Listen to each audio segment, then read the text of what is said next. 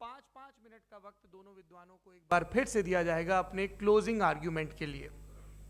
और उसके बाद जो इस बहस के लिए सबसे ज़रूरी चीज़ है कि आप और हम और इंटरनेट पर देख रहे लाखों करोड़ों लोग, उनके सवाल जवाब होंगे। तो आप लोग जो यहाँ मौजूद हैं, आपके हम कुछ सवाल लेने की कोशिश करेंगे। 30 मिनट का वक्त हमने उसके लिए तय कर रखा है। इस तरह से ये 2 घंटे की बहस पूरी होगी। 2-3 बुनियादी बातें हैं जिनका हमें ध्यान रखना है। किसी भी किस्म की नारेबाजी में हमें शरीक नहीं होना है। ये हल्ला गुल्ला नहीं है, क्योंकि पूरी दुनिया देख रही है, तो एक नज़ीर कायम करनी है, एक उदाहरण लोगों के सामने रखना है कि पढ़े लिखे लोग इत्तेफाकी और नाइत्तेफाकी रखते हुए भी, एक दूसरे से सहमति और असहमति रखते हुए भी बात कह सकते हैं। यहाँ पर मेरे JNU के प्रोफेसर बैठे हैं, पुरुषोत्तम अग्रवाल जी, जिन्होंने हमें क्लास में सिखाया है कि सहमति का साहस और असहमति का विवेक, और इसका ठीक उलट भी, ये बड़ा ज़रूरी है। दूसरी बात, ये किसी एक धर्म के बारे में बहस नहीं है, ये बात सबको स्पष्ट होनी चाहिए। किसी धर्म को महान बताने या किसी धर्म को कमतर बताने की ये बहस नहीं है। तो यदि कोई इस उम्मीद से देख रहा है या यहाँ आया है, तो मैं आपको आश्वस्त करना चाहता हूँ कि आपको नाउम्मीदी हाथ लगेगी। इस बहस में बहुत ज़्यादा धार्मिक प्रतीकों के इस्तेमाल को लेकर भी ये दोनों लोग जो अभी आपको गंभीर दिख रहे हैं, भले लोग हैं, कल शाम को चाय पर मिले थे, बहुत हंसी मजाक भी इनके बीच हुआ था, और गलबैयाँ डालते हुए एक तस्वीर भी हुई थी। ये इस बात का प्रमाण है कि इंटरनेट पर जो हल्ला मचा हुआ है उसके मुकाबले ये दोनों लोग बहुत ही अच्छे शांत ढंग से बहस के लिए राज़ी हो गए हैं। ट्विटर की बातें ट्विटर तक सीमित, एलन मस्क आजकल उसको एक्स कहते हैं। और अब इस बहस की शुरुआत मैं इन विद्वानों का, हालांकि इनको परिचय की ज़रूरत नहीं, पर हो सकता है, हमें पत्रकारिता में सिखाया जाता है कि नेवर अज्यूम, विज्ञान भी यही कहता है। मुफ्ती शमाइल नदवी साहब इस्लामिक विद्वान, शिक्षाविद हैं, कोलकाता के वाहियान फाउंडेशन के संस्थापक हैं, लखनऊ की प्रतिष्ठित दारुल उलूम नदवतुल उलमा से ग्रेजुएशन किया है, सोशल मीडिया और सार्वजनिक मंचों पर अध्यापन और बौद्धिक कामों में सक्रिय हैं, और इस समय इंटरनेशनल इस्लामिक यूनिवर्सिटी मलेशिया से PhD कर रहे हैं। अच्छी बात यह है कि पढ़ाई के साथ साथ ट्रैवल ब्लॉग भी बनाते हैं। पेट्रोनास टावर के सामने का ब्लॉग हमने देखा। हमारे साथ जावेद अख्तर साहब हैं। जावेद अख्तर साहब कवि हैं, शायर हैं, गद्य भी लिखते हैं, फिल्मों के लिए संवाद लिखे हैं, गीत लिखे हैं। इससे इतर ये वैज्ञानिक सोच को लेकर या अपने डिक्लेयर्ड एथिज्म को लेकर भी मुखर रहते हैं और अपने तहीं रैशनैलिटी की बात करते हैं। देवियों और सज्जनों, डज गॉड एग्जिस्ट? इस सवाल का जवाब सब अपने अपने तहीं खोजने की कोशिश कर रहे हैं। कोई इसको गॉड डैम पार्टिकल की खोज बताता है, कोई गॉड पार्टिकल की खोज बताता है, कोई हिग्स बोसान की खोज बताता है, कोई ये सवाल जवाब तलाशने की कोशिश करता है कि मास एग्जिस्टेंस में आखिर आया कैसे, हुआ क्या था, सृष्टि के पहले, समय के पहले क्या था। और कोई ये कहता है कि ये सारी खोजें जिस मस्तिष्क में हो रही हैं प्रकृति के क्रम में, वो कैसे विकसित हुआ। मैं उम्मीद करता हूँ कि हम आज इन बुनियादी सवालों के कुछ जवाब हासिल करने में कामयाब हूँ। मैं सबसे पहले मंच पर आमंत्रित कर रहा हूँ मुफ्ती शमाइल नदवी साहब को। आइए सर जी।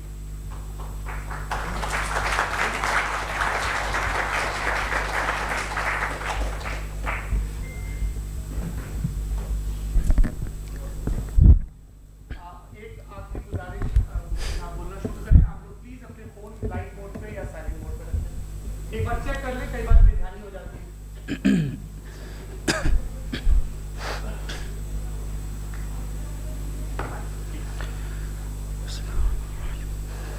तमाम तारीफ़ें उस क्रिएटर के लिए जिसने इस यूनिवर्स को एक मकसद के तहत पैदा किया है। रिस्पेक्टेड जनाब जावेद अख्तर साहब, मिस्टर सौरभ द्विवेदी और respected audience, thank you all for being here today. आज की डिबेट में चूंकि हम बात करने वाले हैं डज गॉड एग्जिस्ट के टॉपिक पर, तो ये एक ऐसा टॉपिक है जिसके मुताल्लिक कोई भी डिसीजन लेने के लिए अलग अलग स्टैंडर्ड्स हो सकते हैं। लिहाजा डिबेट के शुरू में ये ज़रूरी है कि हम ये जान लें कि आज के इस टॉपिक में कौन सा स्टैंडर्ड सही होगा और कौन सा गलत होगा। सबसे पहला स्टैंडर्ड जिसे मैं समझता हूँ कि हमारे रिस्पेक्टेड जनाब जावेद अख्तर साहब बड़ी तेज़ी के साथ उसकी तरफ लपकेंगे, वो है साइंस। जबकि साइंस दर हकीकत खुदा के एग्जिस्टेंस को डायरेक्टली साबित करने या उसके एग्जिस्टेंस को डिनाई करने के लिए स्टैंडर्ड नहीं बन सकती। और उसकी वजह क्या है, ये मैं नहीं कह रहा, ये वो लोग कह रहे हैं जो साइंस के एक्सपर्ट्स हैं। नेशनल एकेडमी ऑफ साइंस कहती है science doesn't have the processes to prove और disprove the existence of God. Why? क्योंकि साइंस का ताल्लुक एम्पेरिकल एविडेंस से है और एम्पेरिकल एविडेंसेस का ताल्लुक हमारे नेचुरल और फिजिकल वर्ल्ड से है, जबकि गॉड नॉन फिजिकल और सुपर नेचुरल रियलिटी है। लिहाजा नॉन फिजिकल रियलिटी को आप उस टूल के साथ नहीं चेक कर सकते जिसका काम फिजिकल रियलिटी को तलाश करना है। लिहाजा आज इस डिबेट में गॉड की एग्जिस्टेंस को साबित करने या उसे डिनाई करने में साइंटिफिक एविडेंस को एक्सेप्ट नहीं किया जाएगा। दूसरा स्टैंडर्ड हो सकता है रेविलेशन, कि रेविलेशन के जरिए हम ये साबित करें कि गॉड एग्जिस्ट करता है या नहीं। लेकिन ये स्टैंडर्ड भी आज इररेलेवेंट है। क्यों? क्योंकि रेविलेशन मेरे नज़दीक सोर्स ऑफ नॉलेज है, वैलिड सोर्स ऑफ नॉलेज है, लेकिन हमारे जावेद अख्तर साहब के नज़दीक ये वैलिड सोर्स ऑफ नॉलेज नहीं है। लिहाजा आज की डिबेट में मैं एक भी एविडेंस किसी भी मजहबी स्क्रिप्चर से नहीं दूंगा ताकि जावेद अख्तर साहब के लिए वो अनएक्सेप्टेबल ना हो। तीसरा जो मेयार हो सकता है वो है ऑब्जर्वेशन, कि भाई कोई कहे कि हमें खुदा दिखाओ, अगर है तो दिखाओ, या ये कि खुदा के एग्जिस्टेंस पर एम्पेरिकल एविडेंस दो, तो ये है दर हकीकत गलत टूल का इस्तेमाल करना। ये ऐसा ही है कि जावेद साहब मुझसे ये मुतालबा करें कि मुफ्ती साहब आप मेटल डिटेक्टर के जरिए प्लास्टिक डिटेक्ट करके दिखाएं। अब चूंकि प्लास्टिक डिटेक्ट नहीं हो पा रही है लिहाजा plastic does not exist. No, you are using the wrong tool. इस टूल से प्लास्टिक को डिटेक्ट नहीं किया जाता। लिहाजा मैं समझता हूं कि गॉड के एग्जिस्टेंस पर एम्पेरिकल एविडेंस का मुतालबा करना एक बचकाना मुतालबा है और हमारे रिस्पेक्टेड जनाब जावेद अख्तर साहब इस स्टेज से अब बहुत आगे निकल चुके हैं। अब बचता है एक ही स्टैंडर्ड और वो स्टैंडर्ड है अक्ल, लॉजिक, रीजनिंग। और यही वो स्टैंडर्ड है जिसके तहत गॉड की एग्जिस्टेंस को साबित किया जाएगा या गॉड की एग्जिस्टेंस को डिनाई किया जाएगा। लेकिन चूंकि ये बहुत इंपॉर्टेंट और सेंसिटिव टॉपिक है, इसलिए लॉजिकल आर्ग्यूमेंट भी ऐसा होना चाहिए जो डेफिनेटिव हो, इनडेफिनेटिव ना हो, जो 2 और 2 4 की तरह बिल्कुल वाजे हो, जिसे लॉजिकली रिजेक्ट करना पॉसिबल नहीं हो।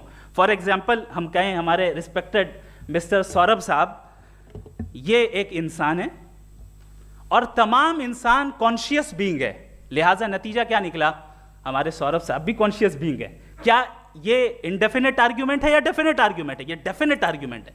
ये 2 और 2 की तरह वाजे है, इसमें किसी तरह जो है लॉजिकली इसको रिजेक्ट नहीं किया जा सकता। तो अगर आज हमारे जावेद अख्तर साहब ऐसी कोई अकली दलील और लॉजिकल एविडेंस दें खुदा के ना होने पर जो डेफिनेट भी हो, तो मैं ये ऐलान करता हूं कि यकीनन मैं उस एविडेंस को कबूल करूंगा और उस पर गौर करूंगा। लेकिन साथ में ये भी ऐलान कर देता हूं प्रेडिक्शन के तौर पर कि ऐसा कोई डेफिनेट आर्ग्यूमेंट कोई नहीं पेश कर सकता।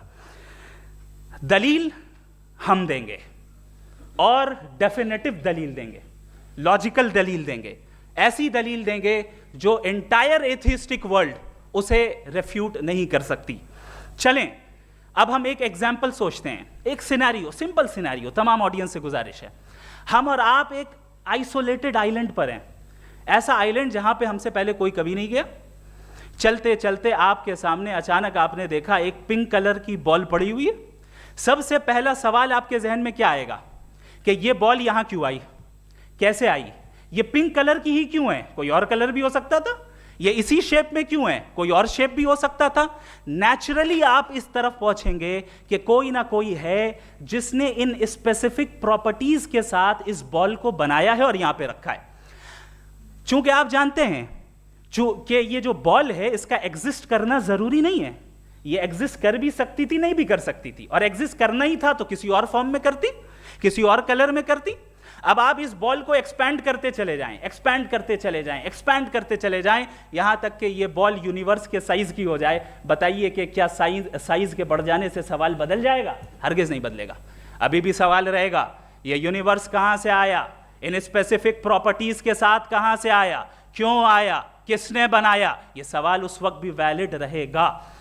लेकिन ये सवाल अगर हम जनाब जावेद अख्तर साहब से करें तो चूंकि इनका वर्ल्ड व्यू एथिस्टिक है, और सिर्फ इनका नहीं, मतलब जितने भी एथिस्ट हैं और एथिस्टिक वर्ल्ड व्यू को रखने वाले से अगर आप ये सवाल करें कि ये यूनिवर्स कहां से आया, तो इनका जवाब या तो आर्ग्यूमेंट फ्रॉम इग्नोरेंस होगा या डॉगमेटिक होगा। या तो ये कहेंगे कि मुझे नहीं पता कि ये कहां से आया, लिहाजा गॉड डज नॉट एग्जिस्ट, ये आर्ग्यूमेंट फ्रॉम इग्नोरेंस है।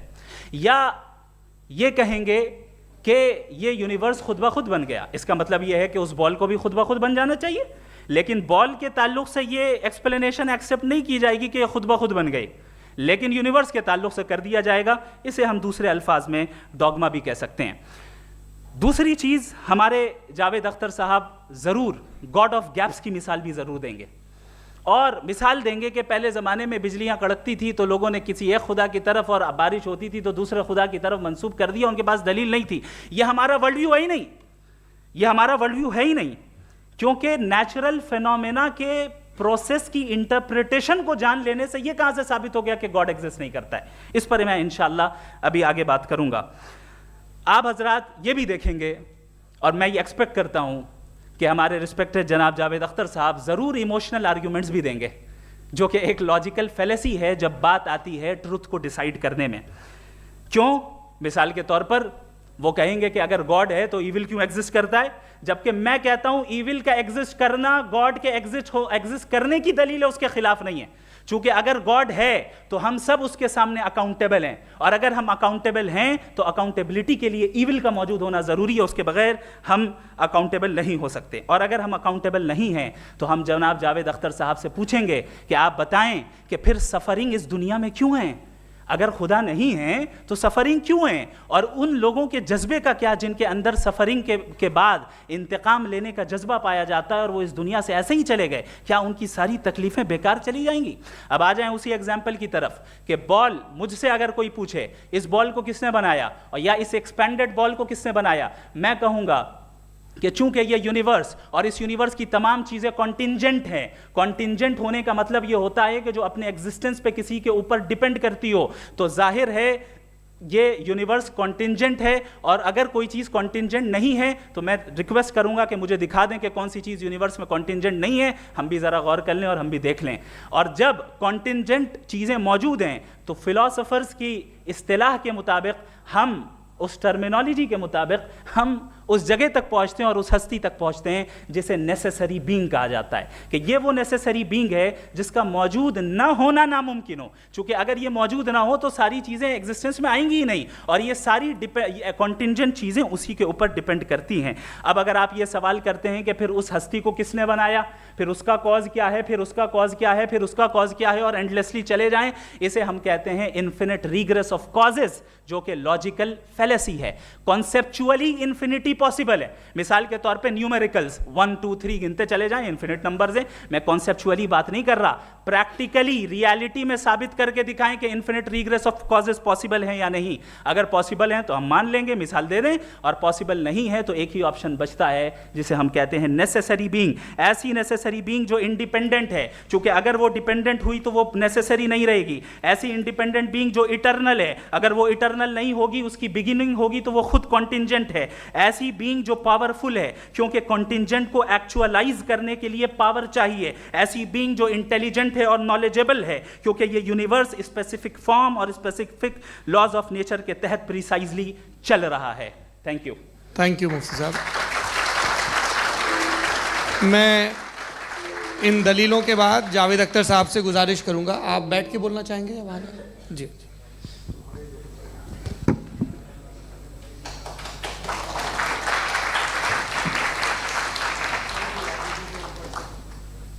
पहले तो मैं मुफ्ती साहब को एक अच्छी खबर देना चाहूँगा कि मेरी नॉलेज साइंस के बारे में बड़ी मामूली है, तो आप फिक्र ना करें उसकी, लेकिन कुछ कॉमन सेंस है मुझ में। देखिए, ये खुदा का तस्वुर कोई नया तस्वुर नहीं है, ये सदियों से रहा है। ये कुछ रिलीजन 3000 साल पुराने होंगे, 4000 साल पुराने होंगे, लेकिन इंसान कोई 10,000 12,000 साल से एग्जिस्ट करता है होमोसेपियन की शक्ल में, और हमेशा कुछ ना कुछ मज़हब रहे। ये मज़हब जाहिलों के नहीं थे, ये मज़हब एक ऐसी ग्रीक सोसाइटी के थे जहाँ बड़े बड़े फिलोसफर्स पैदा हुए। ये मज़हब इजिप्शियंस के थे जिन्होंने पिरामिड्स बनाए थे। ये रोमन्स के थे कि जिनका आर्किटेक्चर और सेनेट यानी पहली बुनियाद डेमोक्रेसी की, लिमिटेड थी मगर डेमोक्रेसी थी, ये उन लोगों ने किए थे। तो इनका जो जुपिटर था, रा था, ज़्यूस था, उन्हें उस पर इतना ही एतमाद था जितना आज किसी मजहबी आदमी को अपने खुदा पे होगा। क्रिश्चियनिटी आने से पहले यूरोप में एक मज़हब था जर्मेनिक रिलीजन। उसका एक खुदा था, उसकी एक बीवी थी, उसके 2 बेटे थे, एक बेटी थी। फिर जर्मनी में जब यूरोप में क्रिश्चियनिटी आई तो वो खुदा, उसकी बीवी और पूरे ख़ानदान चला गया। तो हमने, अगर हम हिस्ट्री देखें तो खुदा जो हैं वो ज़्यादातर फ़ानी हैं, वो हमेशा रहे नहीं। और वो जो लोग इन्हें मानते थे उनको आप कहें वो तो जाहिल थे, उन्हें तो कुछ पता ही नहीं था, ऐसा नहीं है। वो अपने वक्त में बड़े काबिल लोग थे और अपने वक्त में उन्होंने बड़े बड़े काम किए हैं, फिलोसफर्स थे, साइंटिस्ट थे, लेकिन उनका मज़हब कहाँ गया, उनके खुदा कहाँ गए? आज जो खुदा हैं दुनिया में लोग उन्हें मानते हैं। आपको क्या मालूम कि कितने बरसों के बाद क्या होने वाला है? हम यूरोप में देखते हैं तो चर्च खाली हैं। तो वक्त के साथ चीज़ें बदलती हैं। जहाँ तक इसका ताल्लुक़ है मज़हबों का, हर मज़हब आपसे एक चीज़ मांगता है, फेथ। ये फेथ क्या चीज़ होती है? What is the difference between faith and belief? ये तो बहुत ही अहमकाना बात होगी कि कोई आदमी कहे साहब अगर खुदा है तो मुझे दिखाइए। ये तो जाहिलाना बात हुई। मैंने तो नॉर्थ पोल नहीं देखा है, मगर मैं मानता हूँ कि नॉर्थ पोल है। मैं क्यों मानता हूँ? इसलिए कि अगर ये दुनिया राउंड है तो उसका कोई टॉप होगा। कुछ लोग हैं जो वहाँ गए भी हैं, कॉमन सेंस कहता है कि ऐसा होगा, सबूत है, गवाह है, रीज़न है। तो ये मेरा फेथ नहीं है। तो फेथ में और बिलीफ में डिफरेंस क्या है? जो मज़हब मांगता है आपसे, हर मज़हब फेथ मांगता है। फेथ का मतलब ये है कि ना कोई गवाह हो, ना कोई सबूत हो, ना कोई रैशनल हो, ना कोई लॉजिक हो, ना कोई प्रूफ हो, मगर तुम एक बात को मानो। ये है फेथ। वरना बिलीफ होता। अगर इसमें कुछ भी सबूत होते, गवाह होते, तो फिर इसे आप बिलीफ कहते। जैसे मेरा बिलीफ है कि नॉर्थ पोल है, मेरा फेथ थोड़ी है। फेथ इन तमाम शर्तों को रद्द करता है। तो फिर स्टुपिडिटी क्या है? अगर मैं एक बात ऐसी मानूं जिसकी ना कोई लॉजिक है, ना कोई रैशनल है, ना कोई प्रूफ है, ना कोई गवाह है, ना कोई सबूत है, और मैं उसे मानूं, तो ये स्टुपिडिटी हुई। इसे ही भाई कल को मैं यकीन कर लूँ कि एलॉन मस्क जो है मेरा भाई है, तो मुझे इंतहाई खुशी होगी, सुकून भी बहुत मिलेगा मुझे। लेकिन और कहे भाई क्यों मानते हो, क्या सबूत है भाई, वो तो अमेरिकन है और तुम तो इंडियन हो, वो तो नस्ल अलग है, तुम्हें कभी मिले भी नहीं। साहब देखिए मेरा फेथ है, इस पर बात न किया। फेथ का मतलब ही यह है कि आप प्रूव नहीं कर सकते। अगर आप प्रूव कर सकते हो तो फेथ की ज़रूरत ही नहीं, फिर तो आप बात करेंगे, आप कितनी बहस कर लीजिए। अल्टीमेटली दुनिया का हर मजहब फेथ पे टिका है, और फेथ का मतलब है एक ऐसा यकीन जिसका कोई सबूत, कोई गवाह, कोई रैशनल नहीं। अब आप ये कहें, क्या आप ये क्यों कह रहे हैं कि साहब ये कायनात किसने बनाई? कमाल ये है कि आपने बताया कि एक आइलैंड पे गए और एक बॉल देखी। आपने ये नहीं कहा कि आइलैंड किसने बनाया, आपको सिर्फ बॉल पे हैरत हुई। हमने आइलैंड पे हमने हैरत नहीं की, होते हैं आइलैंड। इसी तरह ये आइलैंड है, सितारे, ये गैलेक्सीज, ये सब आइलैंड हैं खला में। हम उन्हें टेकन फॉर ग्रांटेड लेते हैं, हम पूछते नहीं किसने बनाए। आपने जजीरे के बारे में भी नहीं पूछा है। मेरी पैदाइश कैसे हुई? क्या मैं प्लान्ड पैदा हुआ था? I was plan to be born, या एक लकी स्पर्म था जो किसी एक से चिपक गया? मेरी पैदाइश रैंडम। और इंसाफ जिसे आप कहते हैं, इंसाफ का तो नेचर से कोई वास्ता ही नहीं है। जो आप कहते हैं कि एक दिन इंसाफ मिलेगा, insaaf is a human concept, nature में कोई इंसाफ नहीं। अगर शेर हिरन को खा जाता है तो उसे कोई सजा नहीं मिलती। अगर एक आंधी आती है और हरे भरे पेड़ों को उखाड़ के फेंक देती है तो आंधियों की जेल नहीं होती है। नेचर में इंसाफ नहीं, इसलिए मुझे नेचर को इंसाफ की ज़रूरत भी नहीं। नेचर तमाम एक है। अब हम कहें कि साहब ये देखिए जो मैंने खाना खाया था, ये मेरी आँख तो नहीं यूँ कर दिया उसे, तो इसे सज़ा मिलनी नहीं, वो सिस्टम है, ऐसे ही चल रहा है। नेचर बग़ैर इंसाफ के है। इंसाफ इज़ अ ह्यूमन कॉन्सेप्ट। तो जो आपसे कहता है कि मैं तुम्हें इंसाफ दूंगा, वो इंसानी जहन की पैदावार है। ये नेचुरल है ही नहीं, ये आसमानी है ही नहीं। नेचर का तस्वुर, इंसाफ का तस्वुर। भाई आप साथ मिलते हैं, अब आप लेफ्ट हैंड ड्राइव कर लें, ये क्या है? तमाम सच, तमाम नेकी, तमाम शराफत लेफ्ट हैंड ड्राइव है। वरना क्या होगा, या तो आप क्रॉस कर देंगे, आपका एक्सीडेंट हो जाएगा, या आप किसी को मार देंगे, या ट्रैफिक जैम हो जाएगा। झूठ, बेईमानी, रिश्वतखोरी, ये तमाम जो है driving on the wrong side है। इसके ऊपर कुछ नहीं। ये तो हमने बनाया, जैसे हमने लेफ्ट हैंड ड्राइव बनाई है। ये कॉन्सेप्ट ऑफ इंसाफ जो है ये हमारा है, इसका नेचर से कोई वास्ता नहीं। शेर खा जाता है हिरन को, उसे जेल होती है क्या? कुछ भी नहीं, है ही नहीं। तो ये जो दुनिया के रिलीजन प्रॉमिस करते हैं आपसे इंसाफ, इसी से मालूम होता है कि ये मैन मेड है। ये तसव्वुर कहीं और का है ही नहीं। जो नेचर है, कुछ लोग कहते हैं नेचर ही खुदा है, तो नेचर में तो इंसाफ नहीं कहीं। और आप वादा कर रहे हैं कि तुम्हें मरने के बाद इंसाफ मिलेगा। मुझे अगर मिलेगा तो मैं बहुत खुश हूँगा, लेकिन मैं यकीन नहीं कर पाता हूँ, इसलिए कि मैं फेथ नहीं पैदा कर सकता। The very fact that religions demand faith, इसका मतलब है कि उनके पास जस्टिफिकेशन नहीं है। अच्छा था, फिर रिलीजन अगर मॉडरेशन में है, कोई सा भी नहीं, वो आप में कुछ खूबियाँ भी पैदा करता होगा। देखिए उससे ये फ़ायदा है, वो फ़ायदा है। अल्कोहल जो है वो ज़्यादातर दवाओं में यूज़ होती है, और एक सर्वे किया गया था अमेरिका में कि लॉन्जेटिविटी किन लोगों की है।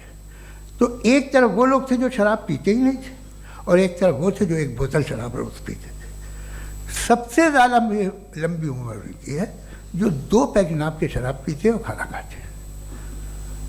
मगर हम शराब को बुरा समझते हैं, मैं भी बुरा समझता हूँ। क्यों?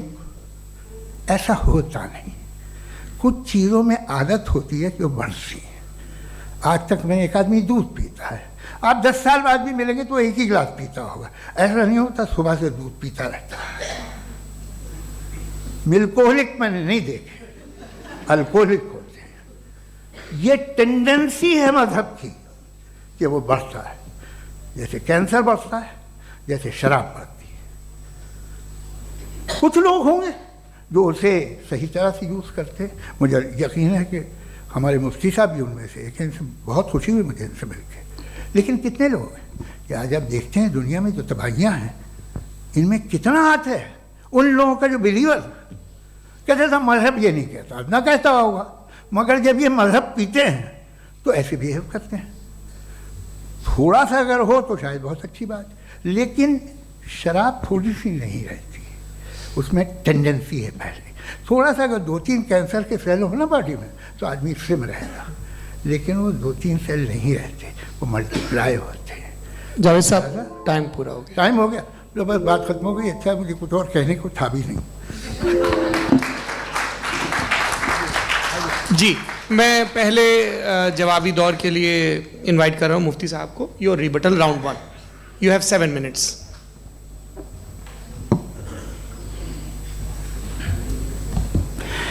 Thank you very much Javed साहब। आपकी बात को सुनकर बड़े महजूज हुए हम लोग। महजूज, do you understand? We enjoyed. Okay, अब थोड़ा सा लॉजिकली उसको हम लोग देखते हैं। दरअसल हम लोगों ने कल गुजारिश की थी मुफ्ती साहब से भी, जावेद साहब से भी, कि हिंदुस्तानी ज़बान आम फहम सबको समझ में आ जाए और जहाँ कहीं आप मुश्किल शब्द इस्तेमाल करें वहाँ बताते भी चलें। Thank you. तो सबसे पहले हमारे रिस्पेक्टेड जावेद साहब ने हवाला दिया कि खुदा फ़ानी है। कितने मजहब आगे चले गए, किसी ने जुपिटर को खुदा माना, किसी ने किसी को माना। मैं कहता हूँ जिसने कॉन्टिंजेंट चीज़ को खुदा माना, गलत माना, वो खुदा ही नहीं, वो खुदा ही नहीं है। हम तो नेसेसरी बीइंग को साबित करने बैठे हैं, वो नेसेसरी कॉज जो इटरनल है, जो अबदी भी है और अजली भी है। हम किसी और को साबित करने नहीं बैठे। दूसरी चीज उन्होंने कहा कि फेथ एंड बिलीफ, ये एक ऐसी डेफिनेशन है फेथ की जो इन्होंने पहली मर्तबा पेश की है, या माफ कीजिएगा इन्होंने पहली मर्तबा पेश नहीं की है, रिचर्ड डॉकिंस ने पहली मर्तबा पेश की है। मुझे मालूम है ये सोर्स कहां से है। एपिस्टेमोलॉजिकली फेथ और बिलीफ का फर्क आप इस तरह नहीं कर सकते सर। फेथ सही भी होता है, गलत भी होता है। बिलीफ सही भी होता है, गलत भी होता है। जो लॉजिक, रीजन और एविडेंस से बैक्ड होगा वो फेथ सही होगा। और आप जिस फेथ की बात कर रहे हैं कि इलॉजिकल है और उसके पीछे नहीं है, तो we are on the same page. हम नहीं मानते उस फेथ को। जो फेथ ऐसा हो जिसके पीछे कोई लॉजिक ना हो, एविडेंस ना हो, हम नहीं मानते। हम तो उस फेथ के कायल हैं जिसके पीछे लॉजिक हो और एविडेंस हो। तो बिलीफ सही भी होता है, गलत भी होता है, फेथ भी सही होता है और गलत भी होता है। तो आज फेथ और बिलीफ के डिफरेंस पे बात नहीं हो रही है। आज आप चाहे फेथ एक्सेप्ट कर लें या बिलीफ एक्सेप्ट कर लें, आज ये बात होगी कि ट्रूथ क्या है। चाहे ट्रू बिलीफ सही है या ट्रू फेथ सही है, और फॉल्स फेथ क्या है और फॉल्स बिलीफ क्या है, बात इस पे हो रही। दूसरी चीज इन्होंने पूछा, स्टुपिडिटी फिर क्या है? अगर फेथ रिलीजन स्टुपिडिटी नहीं है तो और क्या है? चूंकि फेथ का मुतालबा करते हैं तो स्टुपिडिटी क्या है? मैं कहता हूं स्टुपिडिटी एथिज्म है। उसकी वजह यह है कि आप एक सड़क पे जा रहे हो और आप किसी गार्डन में जाएं और देखें वहां लिखा है फूलों के साथ I love Javed Akhtar, and I really do, I love you sir. So जब आप वहां पर पहुंचे तो वहां पहुंचकर अब ये बताएं, क्या आप ये कहेंगे वाह व्हाट अ नेचुरल सिलेक्शन? ये क्या नेचुरल सिलेक्शन है? नहीं, ये प्रिसाइजली डिजाइंड है, इसके पीछे डिजाइनर है। लिहाजा अगर कोई एक ऐसी कॉमन सेंस की बात को कबूल नहीं कर रहा है कि यूनिवर्स जो इतने प्रिसाइजली काम कर रहा है, हम कह दें कि खुद ब खुद बन गई, मैं समझता हूं इससे बड़ी स्टुपिडिटी और कुछ नहीं है। ये इरैशनल चीज है। फिर हमारे सर ने कहा कि आपने बॉल पे फोकस किया, आइलैंड पे फोकस नहीं किया। अरे आइलैंड को किसने बनाया यही समझाने के लिए तो बॉल की मिसाल दे रहा हूं। और बॉल भी कॉन्टिंजेंट है, आइलैंड भी कॉन्टिंजेंट है, दोनों नेसेसरी बीइंग का मुतालबा करते हैं। आगे इन्होंने कहा कि नेचर में कोई इंसाफ नहीं है। हम डिसाइड करते हैं कि मोरालिटी क्या होती है, इंसाफ क्या होता है। हम डिसाइड करते हैं, जैसे ड्राइविंग सीट में ट्रैफिक वाला, ये तो किसी खुदा ने नहीं कहा, ये है, इसे कहते हैं फॉल्स इक्विवेलेंस। ये एक लॉजिकल फेलेसी है। आपने जो है मिसाल दी ड्राइविंग की और ट्रैफिक की, ये सब्जेक्टिव मोरालिटी है।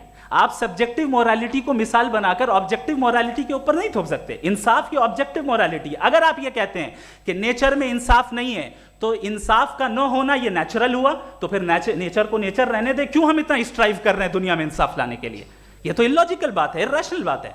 इसलिए बहुत सी चीजें ऐसी हैं जो ऑब्जेक्टिवली जो है इविल या गुड हैं, और बहुत सी चीजें ऐसी हैं जो सब्जेक्टिवली हैं। सब्जेक्टिवली जो मोरल होता है या इमोरल होता है उसको हम सोशल कंसेंसस से या पर्सनल प्रेफरेंस से डिसाइड करते हैं, लेकिन जो ऑब्जेक्टिव मोरालिटी है जिसमें इंसाफ आया, जो इन्होंने बार बार रिपीट किया, ये ऑब्जेक्टिव है, सब्जेक्टिव नहीं है। अगर आप कहते हैं ये सब्जेक्टिव है तो मेरा सवाल आपसे ये है, क्या सोशल कंसेंसस के जरिए अगर जुल्म को सही करार दे दिया जाएगा तो आप जुल्म को जस्टिफाई करेंगे?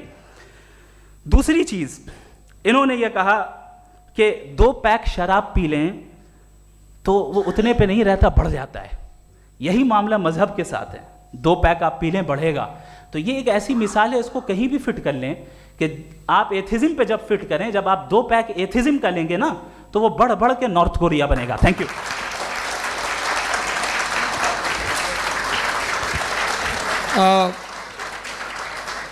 फर्स्ट राउंड के रिबटल के लिए मैं जावेद साहब को इनवाइट कर रहा हूं। आपके पास 7 मिनट का वक्त है, रीसेट कर दीजिएगा प्लीज। मुझे इस बात की खुशी है कि मुफ्ती साहब ने भी मान लिया कि नेचर में कोई इंसाफ नहीं है। तो कोई भी चीज़ जो इंसान ने नहीं बनाई है उसमें इंसाफ नहीं होता है। एक बात मैं आपसे अर्ज़ करूँ, ज़रा पता लगा लीजिएगा, ये जो आप बाग में जाते हैं बेहद खूबसूरत फूल देखते हैं ना, इनमें से कोई नेचुरल नहीं है। ये सारे फूल क्रॉस करके बनाए गए हैं। जो जंगल में फूल होते हैं नहायत मामूली होते हैं, ये फूल इंसानों ने बनाए हैं। जो आप बाग में देख के वाह वाह कहते हैं, ये इंसानों के बनाए हुए हैं। डिफरेंट फूलों को क्रॉस करके, डेवलप करके, फिर क्रॉस करके इस तरह से बनाए गए। नेचुरल फ्लावर नहीं। किसी जंगल वीरान में जाके आप गुलाब के फूल नहीं देखेंगे। ये सब बनाए हुए इंसान ने, बहुत से काम इंसान ने किए हैं। बाकी है कि आपने मेरी एक बात का जवाब नहीं दिया, जिससे मुझे शिकायत है कि फेथ क्या है और आप फेथ मांगते क्यों हैं मुझसे? आप तो लॉजिकल हैं, आपके पास तो सारे रैशनल्स हैं, आपके पास सारे सबूत हैं, तो आपको फेथ की डिमांड क्यों करते हैं कि भाई तुम सरेंडर कर दो और सवाल मत करो? कोई मजहब सारे सवाल करने की इजाज़त नहीं देता है और मना करता है कि ज़्यादा सवाल ना करो, बहक जाओगे तुम। आप क्यों रोकते हैं? हकीकत यह है कि इंसानी तारीख क्या है। इंसानी तारीख ये है कि दुनिया में 2 तरह के लोग हुए हैं। एक वो जिन्होंने अपनी लाइल्मी की परस्तिश की है, दूसरे वो जिन्होंने अपनी इग्नोरेंस या लाइल्मी से झगड़ा किया है और मालूम किया है कि क्या है। ये जो आप कह रहे हैं, आज आप हैरान हैं कि भाई ये यूनिवर्स कैसे बनी। लोग हैरान थे कि सूरज डूबता है तो इधर से कैसे निकलता है। और आप एक कदम जाके हमेशा का मानने को तैयार है, एक कदम पीछे ही मान जाइए। भाई आप इसके बाद जाते हो, कहते सवाल ना करना कि ये कहाँ से आया, ये पावर तो हमेशा से हमेशा रहेगी। तो आप यूनिवर्स के बारे में मानने में क्या तकलीफ है? एक कदम पहले रुक जाइए, ये हमेशा से थी या नहीं थी हमें मालूम नहीं है। और ये कहना कि हमें मालूम नहीं है, कमाल ये है कि दुनिया के सारे मजहब सब जानते हैं ये दुनिया कैसे बनी थी, कैसे मिटेगी, मरने के बाद क्या होगा, इनको सब इल्म है। इनको किसी को डायनासोर होते थे पहले ये नहीं पता था, किसी को नहीं पता। किसी भी दुनिया की मजहबी किताब में डायनासोर का जिक्र नहीं है।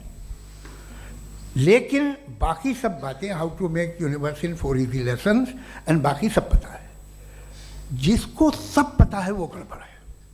हम में ये इंकिसार, ये ह्यूमिलिटी होनी चाहिए कि हम ये कहें कि हमें ये बहुत सारी बातें नहीं मालूम, लेकिन हम उनकी परस्तिश न करें, अपनी लाइल्मी को की परस्तिश न करें, हम उसे पता लगाने की कोशिश करें।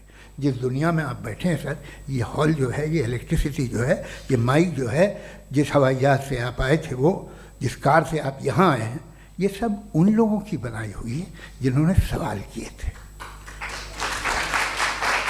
ये दुनिया जिसमें आप आज आराम से हैं, ये उन लोगों की बनाई है कि जिन्होंने सवाल किए थे। और हर स्टेज पे इन सवालों को मकरूह कहा गया था, गलत कहा गया था। आप ज़रा तारीख पढ़िए, एक बड़ी दिलचस्प किताब है बर्ट्रैंड रसेल की, जिसमें उसने रिलीजन एंड साइंस कि कब से रिलीजन जो है साइंस के अगेंस्ट है, और हद तो ये है कि भाप के इंजन के खिलाफ थे, स्टीम इंजन के भी खिलाफ थे, और फतवे हुए उन पर, वेटिकन ने दिए। तो ये हमेशा, अभी जैसे ही ये राइट विंगर आते हैं अमेरिका में पावर में, तो वो जो अपना ये क्या बोलते हैं उसे, सीड क्या बोलते हैं, सीड क्या जो, हाँ नहीं सीड जो होते हैं जिन पे जी नहीं भाई, वो जो ह्यूमन बॉडी के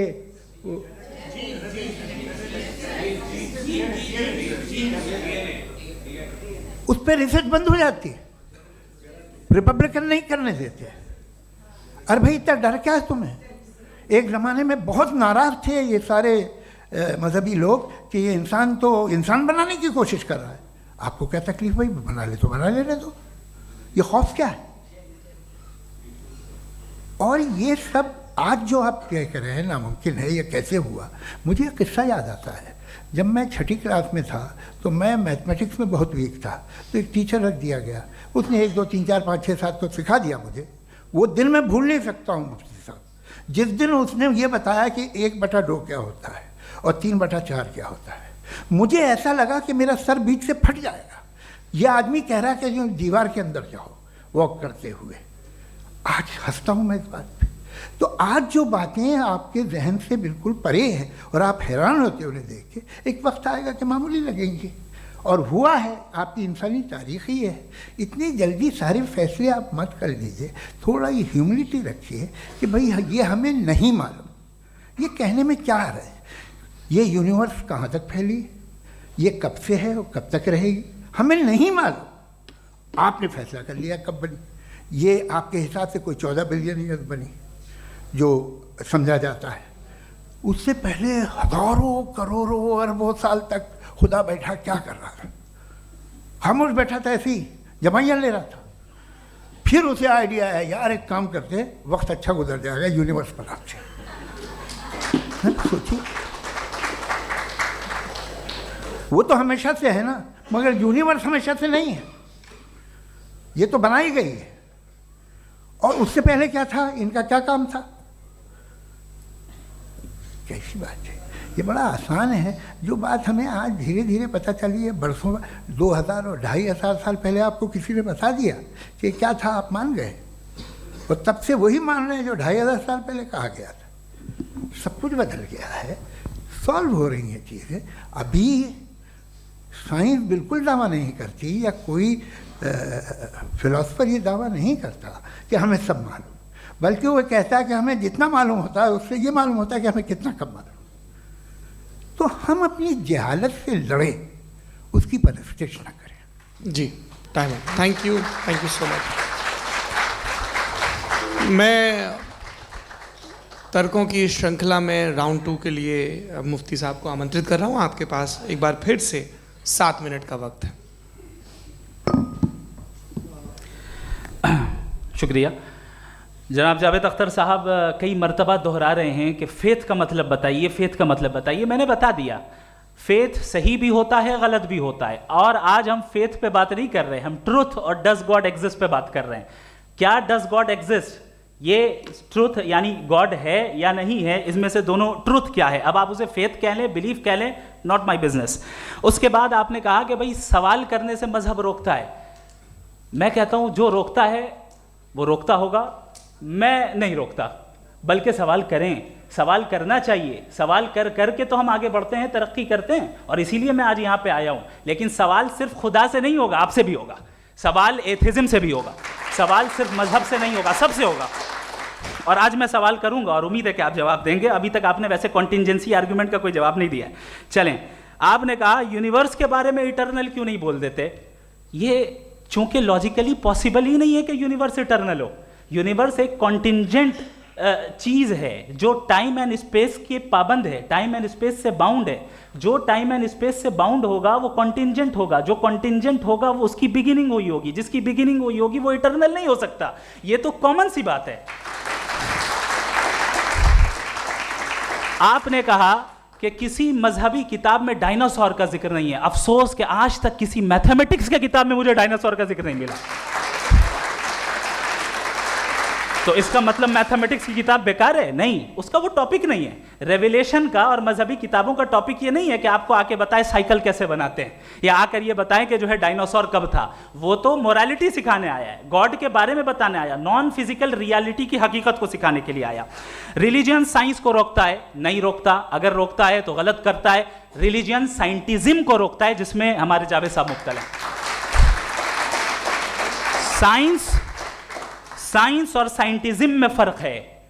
साइंटिज्म यह है कि आप समझें कि साइंस और साइंटिफिक मेथोडोलॉजी ये नॉलेज को हासिल करने का वाहिद सोर्स ऑफ नॉलेज है। यह है साइंटिज्म। हम इसे रिजेक्ट करते हैं। हम साइंस को तो तरक्की करते हैं, भाई आप हमारी पूरी तारीख कर लें, पढ़ लें तो आपको पता चल जाएगा। बहरहाल ये अलग टॉपिक है। उसके बाद इन्होंने एक लफ्ज़ कहा, वेटिकन ने फतवा दिया। वेटिकन का फतवे से कोई ताल्लुक नहीं है, दोनों कॉन्ट्राडिक्टरी अल्फाज हैं। उसके बाद उन्होंने कहा कि भाई हमें नहीं मालूम। अगर नहीं मालूम तो क्लियरली कह देना कि नहीं मालूम है, इसमें क्या हर्ज है? तो वही तो मैं कह रहा हूं ना कि आप कह दें कि नहीं मालूम, लेकिन क्लेम क्यों कर रहे हैं कि गॉड एग्जिस्ट नहीं कर रहा है? आप कह दें नहीं मालूम है, हो सकता है हो सकता ना हो, लेकिन आप क्लेम कर रहे हैं। The moment you say God does not exist, this is a claim, and now the burden of proof is upon you too, जैसे हमारे ऊपर है। और क्यों है मैं बताता हूं, क्यों है ये भी मैं बताता हूं।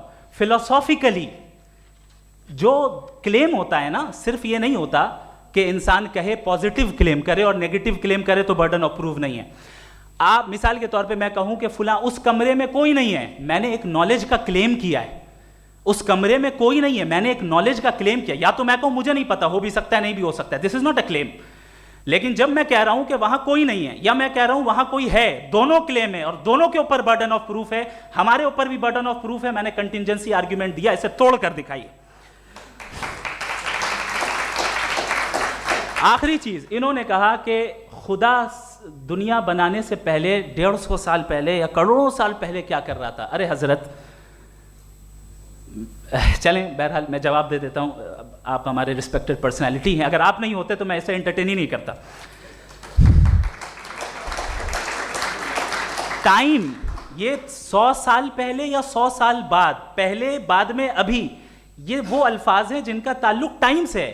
टाइम शुरू ही हुआ है यूनिवर्स की बिगिनिंग के बाद, तो उसके पहले खुदा क्या कर रहा था? सवाल इलॉजिकल है, ये फेलेसी है। यानी आप ये कह रहे हैं कि यूनिवर्स के बनने से पहले खुदा क्या कर रहा था? टाइम के बनने से पहले, पहले का ताल्लुक टाइम से, टाइम उस वक्त था ही नहीं, तो ये सवाल ही इनवैलिड है खुदा के ताल्लुक से। दूसरी चीज, आर्ग्यूमेंट ऑफ कंटिजेंसी जो मैंने आपके सामने पेश की है, आपने बार बार ये प्रूफ किया और ये कह रहे हैं कि गॉड ऑफ गैप्स। देखिए पहले नहीं मालूम था, साइंस ने कर दिया। सिंपल्स की मिसाल से मैं समझा देता हूं। जिस गैप्स की आप बात कर रहे हैं ना, साइंस उन गैप्स को जिन चीज के जरिए भी प्रूव करेगा वो कॉन्टिंजेंट ही होगा, अब चाहे वो फोर्स हो, मैटर हो या एनर्जी हो। लिहाजा सवाल हमारा उस वक्त भी वैलिड होगा जब तक कि आप नेसेसरी बीइंग पे ना आ जाएं, और इन्फिनिट रिगरेस पॉसिबल नहीं है of causes in practical world, तो जाहिर है कहीं रुकना पड़ेगा, जहां रुकेंगे वही खुदा है। दूसरी चीज, आपने ये कहा, क्या कह रहा था मैं, किस पॉइंट को? What? Oh no, after that, just now. हाँ, जहां रुकेंगे वही खुदा है। बहरहाल तो टाइम का जिक्र हो गया, गॉड ऑफ गैप, सॉरी, या इसकी एक मिसाल आप ले लें। एक कार है, एक साहब ने देखा कि भाई कार जो है उसके व्हील्स कितने अच्छे लगे हुए हैं, सही जगह पे, स्टीयरिंग जो है कितने अच्छे जगह पे लगी हुई है, और सीट्स कितने वेल डिजाइंड है, कितनी प्रिसाइजली ये कार काम कर रही है। तो जरूर कोई ना कोई इसे क्रिएट किया है, किसी ने क्रिएट किया है। अब जावेद साहब आए और कहे अरे जनाब बोनेट खोलिए, इसमें इंजन है, इंजन इस कार को चला रहा है, hence prove no one has created the car. This is illogical, this is irrational. आपने इंजन के जरिए उस गैप को तो साबित किया, लेकिन क्या उससे कार की जो क्रिएशन है और उसका जो क्रिएटर है ये इम्पॉसिबल हो जाए? ऐसा पॉसिबल है? उसका सवाल खत्म हो जाए, ऐसा पॉसिबल है? नहीं। आपने गैप्स को फिल करके, कॉन्टिंजेंट चीजों से गैप्स को फिल करके हमारे ऑब्जर्वेशन को और ब्रॉड कर दिया। अब हमें और पता चल गया कि ये जो कार है इसका सिस्टम कितना ज्यादा कॉम्प्लेक्स है। पहले कम समझते थे, अब कॉम्प्लेक्सिटी और ज्यादा वाजे हो गई। अब हमें समझ में आ रहा है कि हमारी सर्टेनिटी और बढ़ गई कि जरूर इस कार को किसी ना किसी ने बनाया। यही मामला यूनिवर्स का है। साइंस हमेशा फिजिकल वर्ल्ड की चीजों को ही फिल करती जाएगी और फिजिकल चीजों से ही करती जाएगी, चूंकि एम्पेरिकल एविडेंस का ताल्लुक फिजिकल वर्ल्ड से है। आप साइंस के जरिए मेटाफिजिकल रियलिटी को कभी साबित नहीं कर सकते। ये रॉन्ग टूल का इस्तेमाल करना है। ये वही काम है कि आप मेटल डिटेक्टर से प्लास्टिक डिटेक्टर करने चलें, जो कि जाहिर है सही नहीं है। Thank you.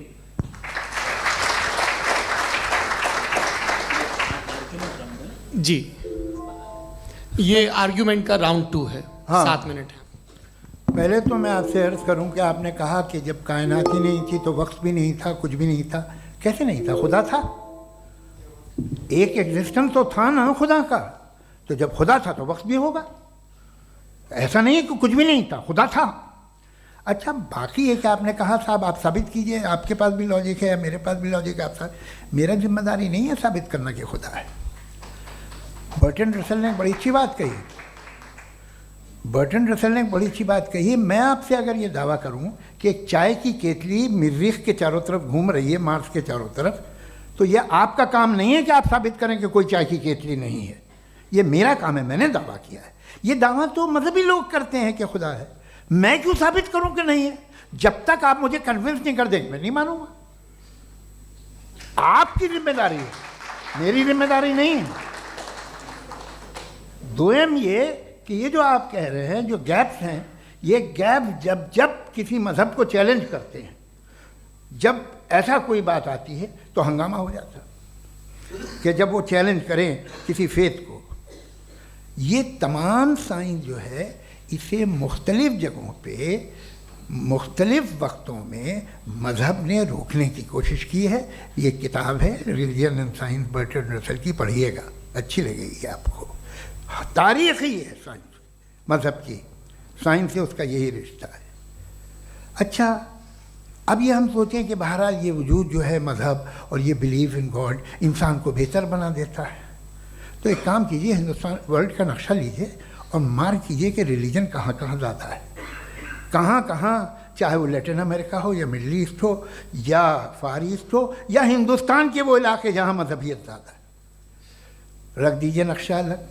अब दूसरा नक्शा कि कहाँ कहाँ नाइंसाफ़ी, रिप्रेशन, औरतों के हुकूक की पामाली, जुल्म, डिक्टेटरशिप कहाँ है। नक्शा एक ही होगा।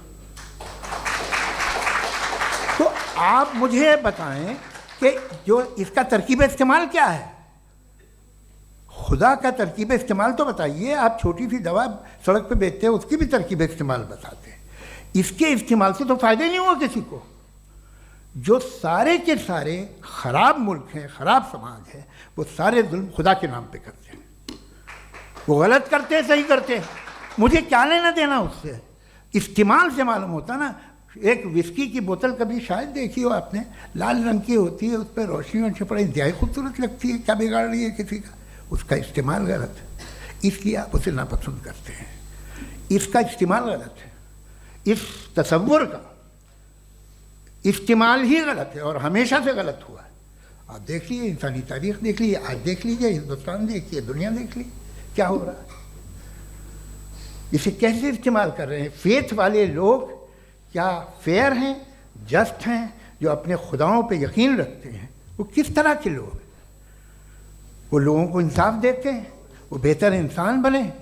तो इस दवा का फ़ायदा क्या है। चलो बहुत फ़ायदा हो रहा तो मैं इस्तेमाल कर लूँगा, मैं मुझे तो इस दवा का कोई फ़ायदा दिखता ही नहीं।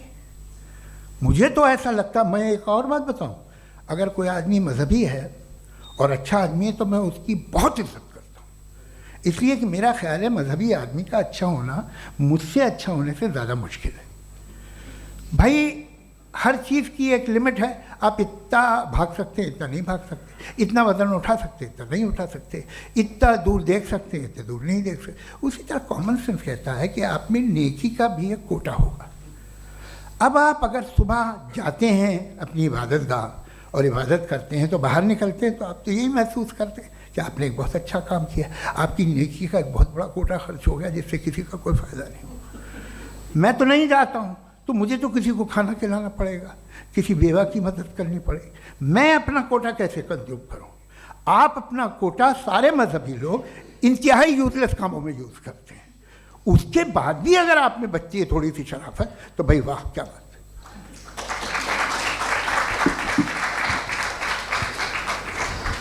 एक तो मुझे ये बात बहुत अच्छी लग रही है कि दोनों ही विद्वान समय को मानते हैं और बहुत समय से अपनी दलीलें और बाज दफ़ा समय से पहले अपनी तकरीरें पूरी करके अपनी अपनी कुर्सी पर बैठ रहे हैं। ये इस आर्ग्यूमेंट का राउंड 2 पूरा हुआ। अब रिबटल का राउंड 2 है और उसके बाद क्रॉस एग्जामिनेशन होगा। नहीं, आपका आर्ग्यूमेंट हो गया सर।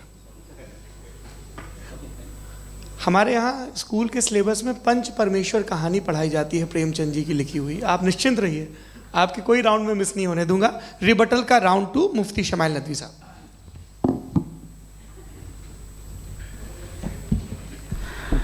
असल में जो हकीकी प्रॉब्लम है, असल प्रॉब्लम है वो ये है कि जावेद साहब के पास कॉन्सेप्ट ऑफ गॉड क्लियर नहीं है। इन्होंने कहा कि कायनात से पहले खुदा तो था, तब भी तो टाइम होगा। ये टाइम कायनात का हिस्सा है। हम खुदा उस खुदा को मानते हैं, नेसेसरी बीइंग का टाइमलेस होना ज़रूरी है चूँकि वो टाइम का क्रिएटर है। जब उसने टाइम को क्रिएट किया तो वो खुद टाइम पे कैसे होगा?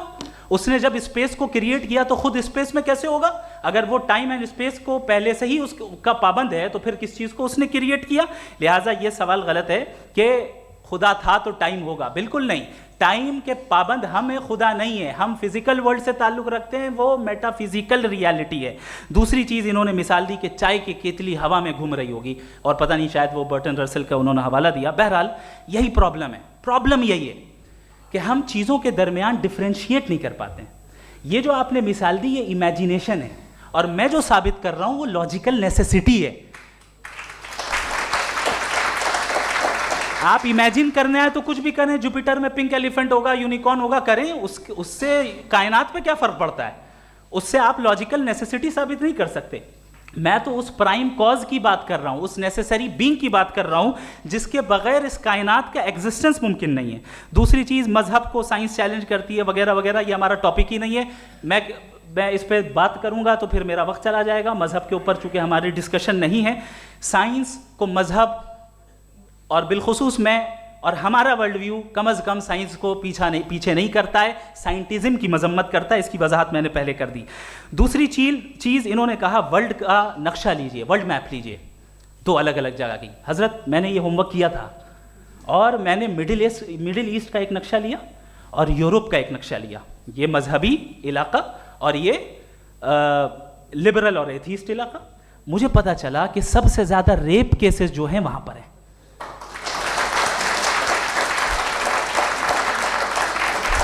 मुझे ये पता चला यूएन की रिपोर्ट के मुताबिक, मैं ये अपने घर से नहीं लेके आ रहा, कि जो वर्किंग वुमेन है यूरोपियन कंट्रीज में उसमें 81% वुमेन सेक्सुअल हैरेसमेंट का वर्क में शुमार हो रही है। ये मिडिल ईस्ट में नहीं हो रहा है, वो मजहबी लोग हैं इसलिए नहीं हो रहा है।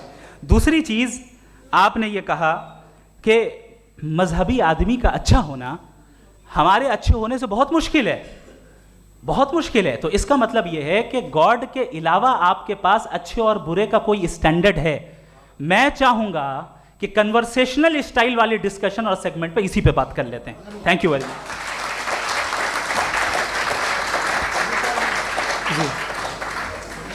ये रिबटल का राउंड 2 है, आपके पास 5 मिनट का वक्त है और इसके बाद क्रॉस एग्जामिनेशन शुरू करेंगे। आप चाहें तो जो इन्होंने सवाल पूछे उनके जवाब आप रिबटल में भी दे सकते हैं। जी जी, देखिए पहले तो ये बात कि ये मिसाल गलत नहीं है, गलत है। इन्होंने पहले ही हमको डिसार्म कर दिया, कह लिया अकल से मामला सॉल्व नहीं हो सकता, लॉजिक से आप पहुंच नहीं सकते। ये एक मेटाफिजिकल चीज़ है। मेटाफिजिकल अजीब सा लफ्ज़ है, ठीक से किसी को माने नहीं मालूम इसके, तो ऐसा लगता है कुछ बड़ी चीज़ है। अरे भाई क्या होता है मेटाफिजिकल, बताओ, खड़ी हो। ये एक लफ्ज़ है जो कहीं भी इस्तेमाल हो जाता है। जब आप एक बात कर रहे हैं और आप मुझसे बहस कर रहे हैं तो मुझे मेटाफिजिकल मत बताइए, आप लॉजिकली मुझे प्रूफ किए। और अगर लॉजिकली आप नहीं बात करते साहब ये मेटाफिजिकल है, तो फिर हम आप बात क्या कर रहे हैं? मेरा आपका किस ज़बान में कॉन्वर्सेशन होगा? और ये कहना कि वक्त पहले नहीं था, तो फिर क्यों कहते हैं ये हमेशा से और हमेशा रहेगा? हमेशा वक्त है, तो आप कैसे कहते हैं वो हमेशा से है और हमेशा रहेगा? हमेशा का मतलब है कोई वक्त, अगर वक्त ही नहीं है तो हमेशा कैसे? बाहर वो रहेगा। अब मैं ये देखता हूँ, आपने कहा ना कि वहाँ रेप ज़्यादा होते हैं, तो हम एक बात देखते हैं कि ये दुनिया जिस पे वो कादर मुतलक है, जिसकी मर्ज़ी के बगैर पत्ता भी नहीं हिलता, ओमनीपोटेंट है, ये दुनिया चल कैसे रही है? और इस दुनिया का हाल क्या है? 45,000 बच्चे जो 10 साल की उम्र से कम थे वो गाजा में मरे। भूख से काला हांडी में बच्चे मरते हैं और डिप्थेरिया से मरते हैं। डिप्थेरिया अजीब मर्ज है, गले में जाली बनना शुरू होती है, बच्चा नीला हो जाता है, गरीब का बच्चा, इसलिए कि उपास इलाज में। ये कादर मुतलक है जो चाहे कर दे, इससे आप दुआएं मांगते हैं हमारी ये काम कर दे वो कर दे, तो इसका मतलब डे टू डे लाइफ में वो इंटरफेयर करता है और ये देख रहा है वो। अगर वो वाकई भी है फॉर डिस्कशन सेक, तो मैं जब दुनिया देखता हूँ तो मेरे दिल में उसके लिए कोई इज्जत नहीं पैदा होती। ये क्या कर रहे हो तुम पूरे ऑल पावरफुल हो, ओमनीपोटेंट हो, ओमनी प्रेजेंट हो। तुम तो वहाँ गाजा में रहे होगे ना, तुम हर जगह हो। तुम देख रहे थे कि बच्चे की कैसे धज्जियाँ उड़ रही, तुम देख रहे थे और तुम चाहते हो मैं तुम्हारी परस्तिश करूँगा, तुम हो भी। अरे यार, इसके अच्छे तो हमारे चीफ प्राइम मिनिस्टर हैं, कुछ तो ख्याल करते हैं। कमाल है, आप किसकी इबादत कर रहे हैं? अगर वो है भी, ये दुनिया नाइंसाफी से, जुल्म से, जबर से, तशद्दुद से भरी हुई। और आप ये मत कहिएगा कि वो देख रहा है और वो बताएगा एक दिन। अगर वो देख रहा है और इंटरफेयर नहीं करता तो आप दुआ क्यों मांगते? आप कहते हैं मेरा ये काम करा दे, इसके मतलब है वो दखल दे सकता है, वो आपको नौकरी दिलवा सकता है, भले दूसरे आदमी को न मिले, मगर आपका काम कर देगा चूंकि आपने दुआ मांगी है। तो जब वो आपको नौकरी दिला सकता है, लड़की की शादी कर सकता है, बेटे को ग्रीन कार्ड दिलवा सकता है, तो कम से कम ये जो मर रहे हैं बच्चे, इनको रोक दे, कुछ तो करे। मुझे तो दुनिया में, इस दुनिया का कोई मालिक है, इसका ओमनीपोटेंट कोई रूलर है, और ये दुनिया ऐसी चल रही है। मैं तो चाहूँगा कि भाई ना हो, अगर हो तो बड़ी शर्मिंदगी की बात है। शुक्रिया।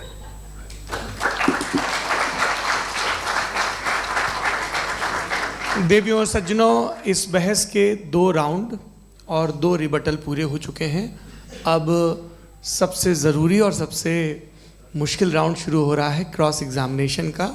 अब इन विद्वानों की सज्जनता की एक परख भी होगी और वक्त हमने 16 मिनट का तय किया है। पहला सवाल आप पूछना चाहेंगे? जी बिल्कुल। पहले बोले भी आप माइक ले लीजिएगा हाथ में, ये नीचे से ऑन जाए। जी मैं बोलता हूँ, ये डायस हटा सकते हैं क्या हम थोड़ा क्विकली?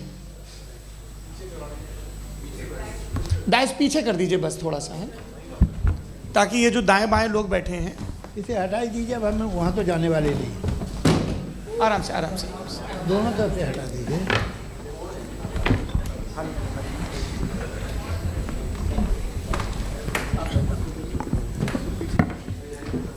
इस बीच आप लोग भी अपने अपने सवाल तैयार कर लें।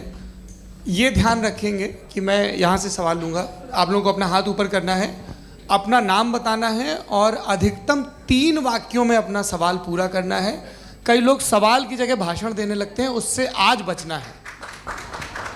जी मुफ्ती साहब, पहला सवाल आपका, 16 मिनट हैं, हम दोनों लोगों के सवाल लेंगे। जी जी बहुत शुक्रिया। आपकी जो अभी बात हुई बहुत अहम थी, मैं इसको चाहूँगा कि आगे डिस्कस करूँ, लेकिन चूँकि अभी ये वो सेगमेंट है क्रॉस एग्जामिनेशन, तो सबसे पहला सवाल आपसे ये है कि जो मैं इतनी देर से कॉन्टिंजेंसी आर्ग्यूमेंट आपको बता रहा था, ये अकल से ही बता रहा था हज़रत, आप ये बताएं कि आप इन्फिनिट रिग्रेस ऑफ कॉजेस को पॉसिबल मानते हैं या नेसेसरी बीइंग के एग्जिस्टेंस को सही समझते हैं, चूंकि दो ही ऑप्शन हो सकता है, आप ये बताएं।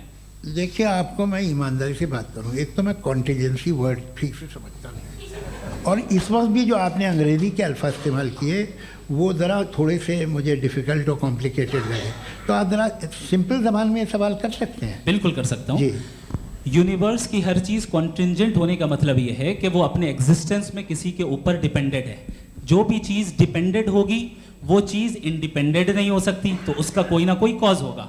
तो अब आप क्या समझते हैं कि ये इन्फिनिट रिग्रेस है, यानी कॉज पर कॉज, कॉज पर कॉज, कॉज पर कॉज, और कभी कोई यानी ये एंडलेसली चलता रहा? क्योंकि अगर ऐसा होगा तो हम तो एग्जिस्टेंस में आते ही नहीं, लॉजिकली ये मुत्तफक अलैह चीज़ है, मुत्तफक अलैह अग्रीड अपॉन। ओके, अच्छा, हाँ।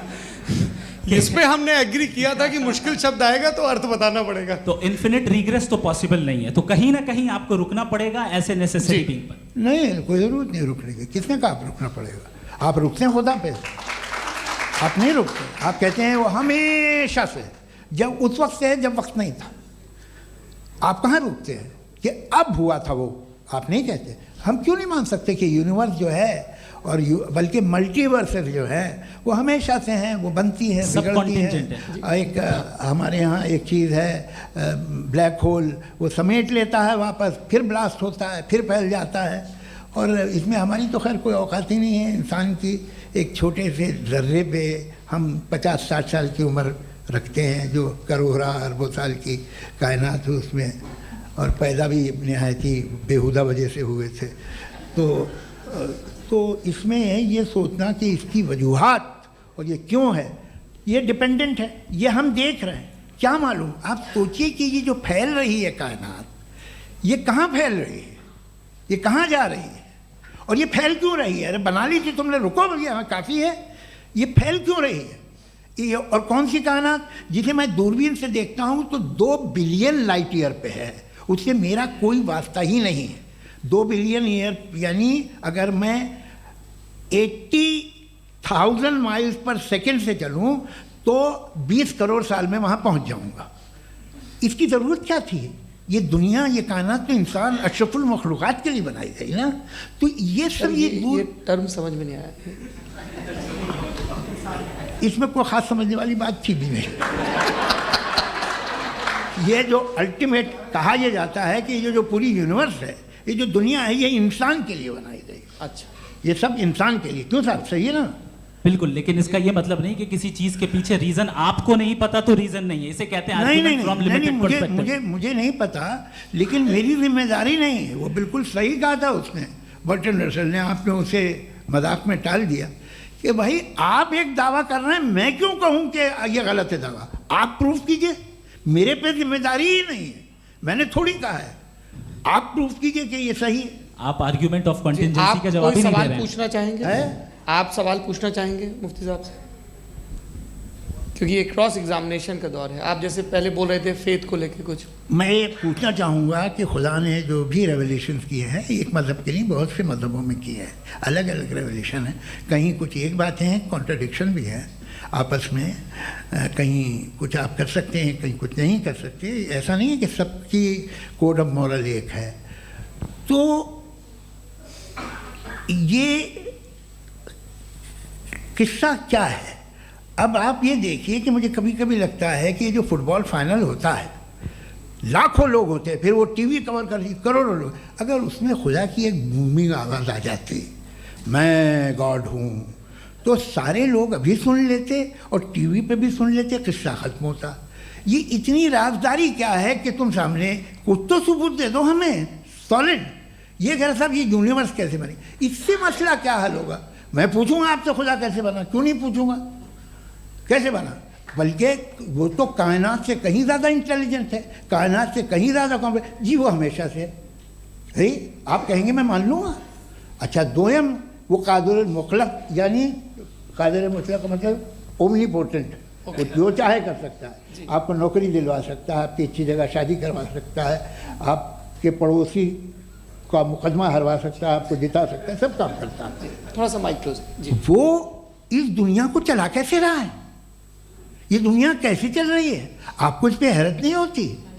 या क़यामत के बाद कभी एक जस्टिस होगा, जब ये बच्चा मर चुका होगा, जिसकी धज्जियाँ उड़ गई बम से, इसको इंसाफ मिलेगा तब। अच्छा, अब जवाब दूं? हाँ जी, दीजिए। मैं वही इसीलिए आप ही की तरफ आता। सबसे पहले आपने रेवलेशन और स्क्रिप्चर्स की बात की, इस पे मैं बात कर सकता हूं लेकिन आज नहीं करूंगा चूंकि वक्त कम है, कभी और इस पे डिस्कस करेंगे। मैं तैयार हूं उस पे भी बात करने के लिए। ये क्योंकि अभी हमारा से topic- राउंड 2 की भूमिका तय हो रही है। Does God exist round 2? जी, चूंकि आज गॉड के एग्जिस्टेंस पे बात है तो मैं उसी के रिलेटेड जो है आपके सवालात को एंटरटेन भी करूंगा और मैं भी पूछूंगा। आपने कहा कि आपने साबित ही नहीं किया, जबकि आर्ग्यूमेंट ऑफ कॉन्टिंजेंसी बुनियादी आर्ग्यूमेंट है। आप मुझे कॉन्टिजेंसी का मतलब बताइए, आपका मतलब क्या है कॉन्टिजेंसी? कॉन्टिंजेंसी का मतलब ये हुआ कि हर वो वजूद जो किसी भी चीज़ का पाबंद है, हर वो वजूद या हर वो चीज़ जो अपने एग्जिस्टेंस में किसी भी चीज़ के पाबंद है और उससे बाउंड है, उसको उसकी ज़रूरत है, उस पर डिपेंड करती है, तो जाहिर सी बात है कि उसका कोई ना कोई कॉज होता है। ये तो अक्ल की बात है। ये आप रीजनिंग की बात करते हैं, मैं वही कर रहा हूँ। दूसरी चीज़, आपने ये बात कही कि इतने बिलियन लाइट ईयर्स दूर है, उसका मेरा क्या लेना देना। फिर मेरे ख्याल से आपको ये नहीं कहना चाहिए I think therefore I am an atheist. आपको सोचना चाहिए। सिर्फ आप एक लिमिटेड दायरे में रहकर नहीं सोचें, बल्कि बाहर निकलकर सोचें। आपने तीसरा सवाल किया, आपने सर, 2-3 सवाल एक साथ किए। ऐसी बातें ना कीजिए, कुछ लोगों को इतराज़ हो जाएगा आप पे कि आप कुछ भी सोचिए। ये इजाज़त आपको है नहीं, मुझे है।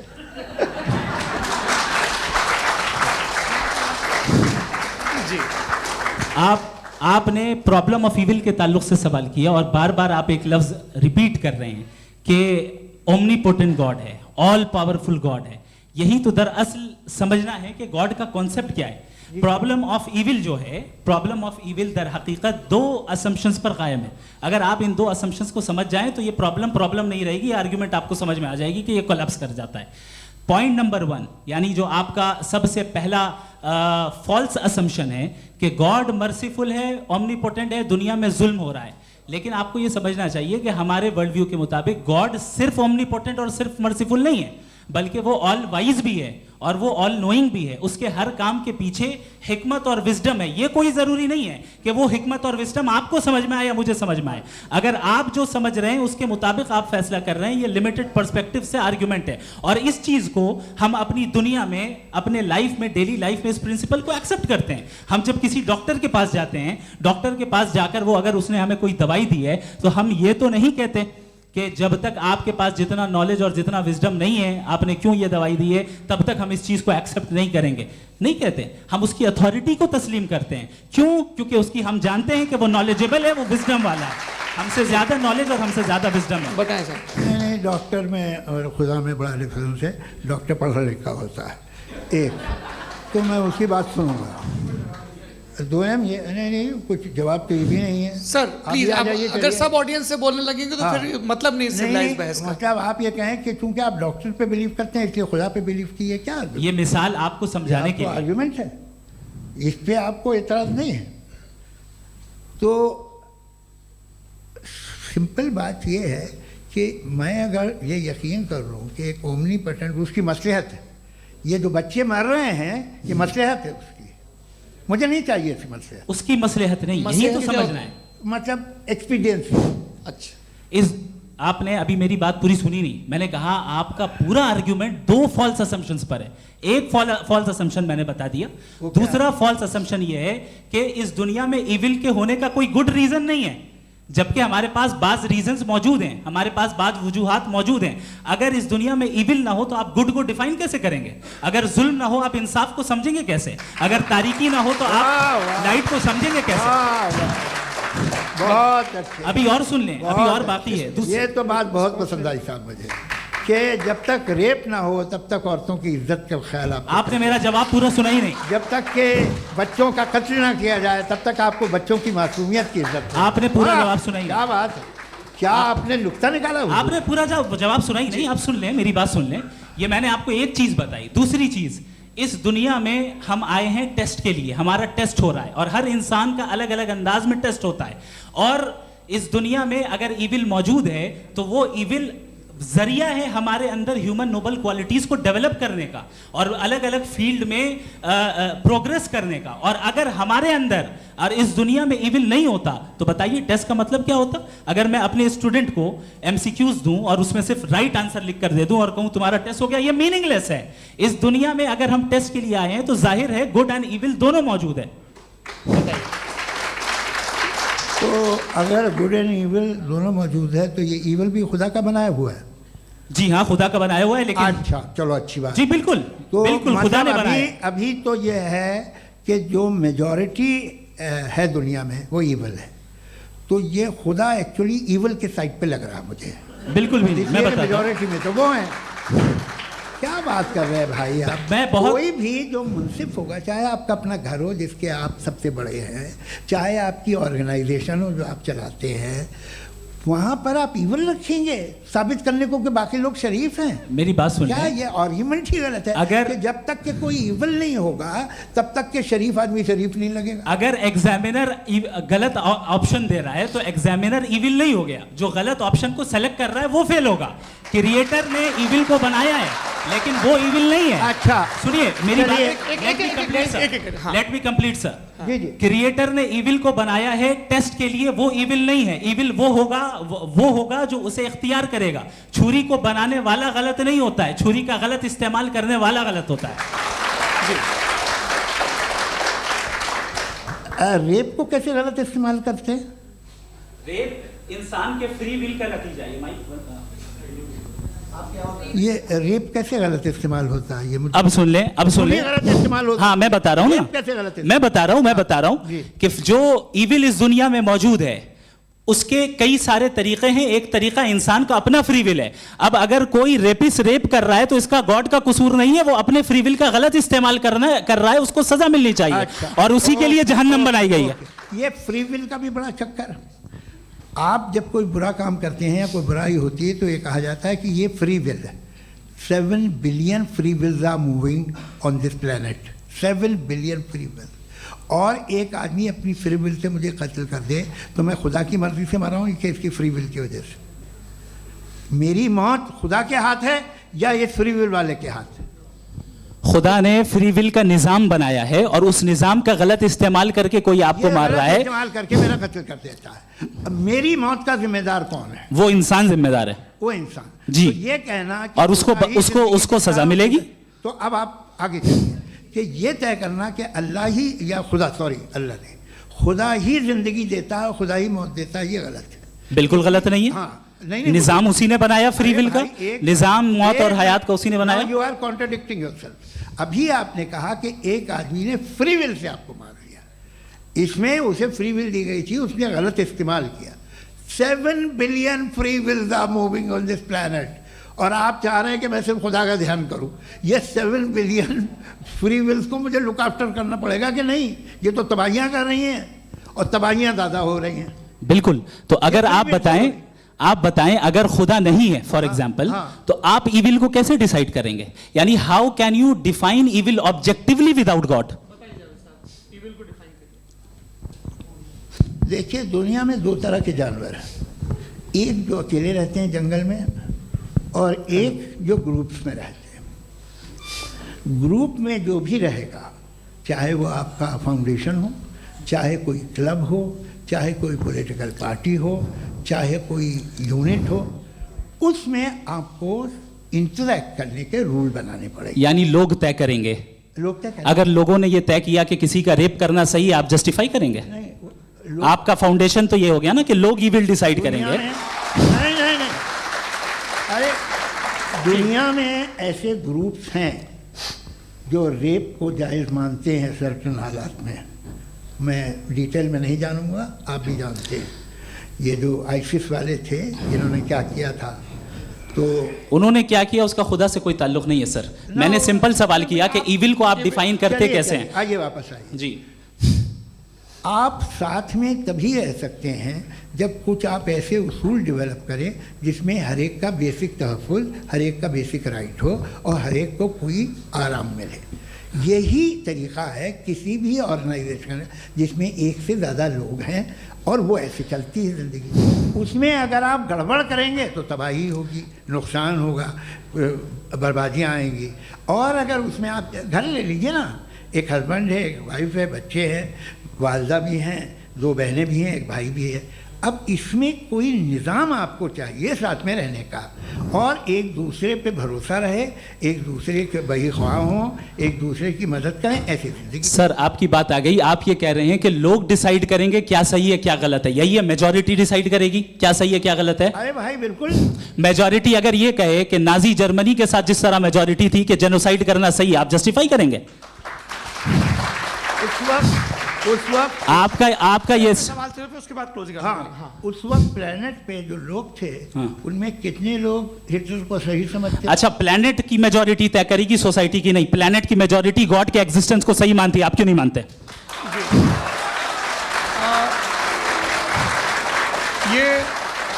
हेलो ये क्रॉस क्वेश्चन का राउंड यहाँ पर समाप्त होता है। और ये बड़ा अच्छा है कि इस तरह से फ्रेगमेंट कर दिया गया है ताकि जो मरकरी ऊपर जा रहा है नीचे जवाब दे दूं जी। प्लेनेट की ज़्यादातर मेजॉरिटी कुछ दूसरे मजहबों के खुदा को मानती है। आप उन्हें क्यों नहीं, आप तो मेजॉरिटी की बात कर रहे हैं। अच्छा, ये क्लोजिंग आप ये कह रहे हैं इविल और गुड को डिसाइड मेजॉरिटी करेगी, मेजॉरिटी जो कर दे वो सही हो जाएगा। क्लोजिंग इसको जैसा आप ही लोगों ने तय किया है उसी फॉर्मेट को फॉलो कर लेते हैं। हाँ भाई, मैंने तो भले लोगों पे एतबार किया और तब मॉडरेशन तय किया जी। आपके पास 5 मिनट का वक्त है, क्लोजिंग आर्ग्यूमेंट है, उसके बाद हम ऑडियंस से क्वेश्चन आंसर लेंगे जावेद साहब की क्लोजिंग आर्ग्यूमेंट के बाद। ओके, बहुत शुक्रिया जी। हमारा जो टॉपिक है डज गॉड एग्जिस्ट, मैं इस पे इतने एकेडमिक तैयारी करके आया था, मुझे था कि मैंने सोचा था कि कई सारे मैं आर्ग्यूमेंट्स दूंगा, लेकिन वक्त की भी किल्लत और जावेद साहब बार बार इधर उधर चले जा रहे थे तो उसको भी थोड़ा एंटरटेन करना पड़ गया। डज गॉड एग्जिस्ट पे मैं एक ही आर्ग्यूमेंट दे पाया, आर्ग्यूमेंट्स बहुत हैं और डेफिनेटिव आर्ग्यूमेंट्स हैं, और मेरे आर्ग्यूमेंट को किसी एक राउंड में भी इन्होंने एंटरटेन नहीं किया और रेफ्यूट नहीं किया, एक राउंड में भी नहीं, एक राउंड में भी नहीं। और ना ही अभी आपका क्लोजिंग आर्ग्यूमेंट आएगा, नहीं, वो बता देना। Argument of contingency sir. अरे मैं आपसे कई बार कह चुका हूँ कंटीजेंसी का मतलब अब मैं कैसे समझाऊं आपको आपस में? हाँ, आप और कितने आसानी से समझाऊं मैं, मुझे तो नहीं समझ में आ रहा है। आप अपनी आर्ग्यूमेंट ऑफ कंटीजेंसी उर्दू में बोल सकते हैं। हाँ, आप अपनी बात पूरी कर लें जी, आखिरी 4 मिनट। दूसरी चीज, just a minute please ma'am, can I talk? दूसरी चीज ये है कि आपने एक तो इसका जवाब नहीं दिया, दूसरा आपने गॉड के ना होने पर कोई डेफिनेटिव आर्ग्यूमेंट नहीं दिया, सिर्फ मजहब पे बात कर रहे हैं आप। मजहब तो आज हमारा टॉपिक ही नहीं था, आज तो हमारा टॉपिक हो, आप मजहब से ले लेकर आईएस तक चले गए। भाई हमारा क्या ताल्लुक है उससे? We condemn them. और उसका गॉड से क्या ताल्लुक है? अगर कोई गलत काम कर रहा है, किसी ने किसी को कत्ल किया, किसी ने किसी का रेप किया, उसको सजा मिलनी चाहिए। और आपके पास कोई भी rational strong foundation of morality नहीं है। आपने कहा कि मेजॉरिटी तय करेगी सोसाइटी की, वो सही होगा। मैंने कहा हिटलर को फिर आप सही कहेंगे, नहीं, प्लैनेट की सोसाइटी की मेजॉरिटी तय करेगी। तो प्लैनेट की मेजॉरिटी गॉड के एग्जिस्टेंस को मानती है, आप कह रहे हैं ये रिलीजियस है। तो यानी आपके पास कोई स्ट्रॉन्ग फाउंडेशन नहीं है ऑब्जेक्टिव मोरालिटी का। ऑब्जेक्टिव मोरालिटी का अगर कोई फाउंडेशन है तो वो सिर्फ गॉड है, गॉड है, गॉड है। थैंक यू जी। ये मुफ्ती शमाइल नदवी साहब का क्लोजिंग आर्ग्यूमेंट था। अब हमारे पास जी, मैं जी ये बड़ा अच्छा है कि दोनों लोगों को मॉडरेटर से शिकायत भी और बोल रहे भाई हमारी शाबाशी भी तो करते चलो। अब मेरी बात जी, आपके पास जावेद अख्तर साहब 5 मिनट का वक्त है, ये आपका क्लोजिंग आर्ग्यूमेंट है, टाइम रीसेट कर दें जी। देखिए, बहुत सारी बातें हैं। गॉड का डेफिनेशन दुनिया के किसी भी रिलीजन में है कि वो ओमनीपोटेंट है, वो ओमनीप्रेजेंट है, he is just, he is kind, he loves you and so on. मैं जब दुनिया देखता हूँ तो मुझे कोई ऐसा सुप्रीम पावर यहाँ दिखाई नहीं देती है जो इंसान की बहबूदी के लिए कुछ कर रही हो, कमज़ोर को बचा रही हो, मदद कर रही हो, जालिम को पीछे हटा रही हो। मैं नहीं देखा, तारीख़ में नहीं। एक तो अगर है और ये देख रहा है तमाशा, तो उसका होना न होना बराबर है। दोयम ये कि ये जो है, जब आप ये कहते हैं कि कायनात जिसकी कंटीजेंसी है, मैं देखिए वो लफ्ज़ इस्तेमाल किया मैं, तो ये कैसे हो सकती है भाई? और फ़ौरन आप सरेंडर कर देते हैं कि जाहिर है कि इसका बनाने वाला तो इससे 10,000 गुना ज़्यादा कॉम्प्लिकेटेड होगा। उस पर आपके होने पे कोई इतराज़ नहीं है। उसे वो टाइमलेस है, वो पहले से था, टाइम तो बहुत बाद में आया, ये सब आप मानने को तैयार है, जिसका आपके पास कोई सबूत नहीं, आपके पास कोई रीज़न नहीं है। आपकी तारीख क्या है मज़हबों की? बिलीफ की, जो खुदाओं का बिलीफ है, ये कॉन्स्टेंटली गलत साबित होता रहा है। मतलब आप कहें कि अरिस्टोटल के ज़माने में तो सब जाहिल थे, वो भी इतने ही यकीन से खुदा पे यकीन रखते थे, जो अब नहीं रहा, ये भी नहीं रहेगा, आप लिख लीजिए। और इसके आसार आपको दुनिया में दिखाई देना शुरू हो चुके हैं। ये बहस क्या आज से 100 साल पहले इस तरह हो सकती थी? यहाँ तक तो आपको हम ले आए हैं। तो सर अरे इनको मदद की ज़रूरत नहीं भाई, ये सेल्फ सफिशिएंट आदमी है, आप क्यों इनकी मदद कर रहे हैं? Sir please. तो ये जो है तमाम बातें अपनी जगह हैं। ये एक पैकेज है, आप अकेले, कोई आदमी ऐसा नहीं जो सिर्फ गॉड को मानता हो, उसके साथ बहुत पैराफर्नेलिया आता है, अलग अलग पैराफर्नेलियाज आते हैं। They have always created chaos in the society. मैं तो आपको सीधा ऑफर देता हूँ कि दुनिया में 10 इम्पॉर्टेंट बिलीव्स हैं, आप 1 मानते हैं, 9 नहीं मानते, 9 में आप एथियस्ट हैं, 9 को आप बिल्कुल रीजनेबली मेरी तरह देखते हैं।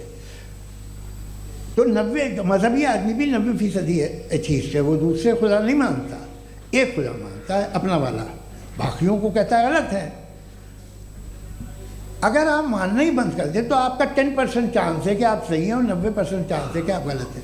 मेरा मशवरा है आप मानना छोड़ दिए तो 50% चांस होगा कि आप सही हैं और 50% चांस होगा, 40% आप गेन करेंगे बाय बिकमिंग एथियस्ट।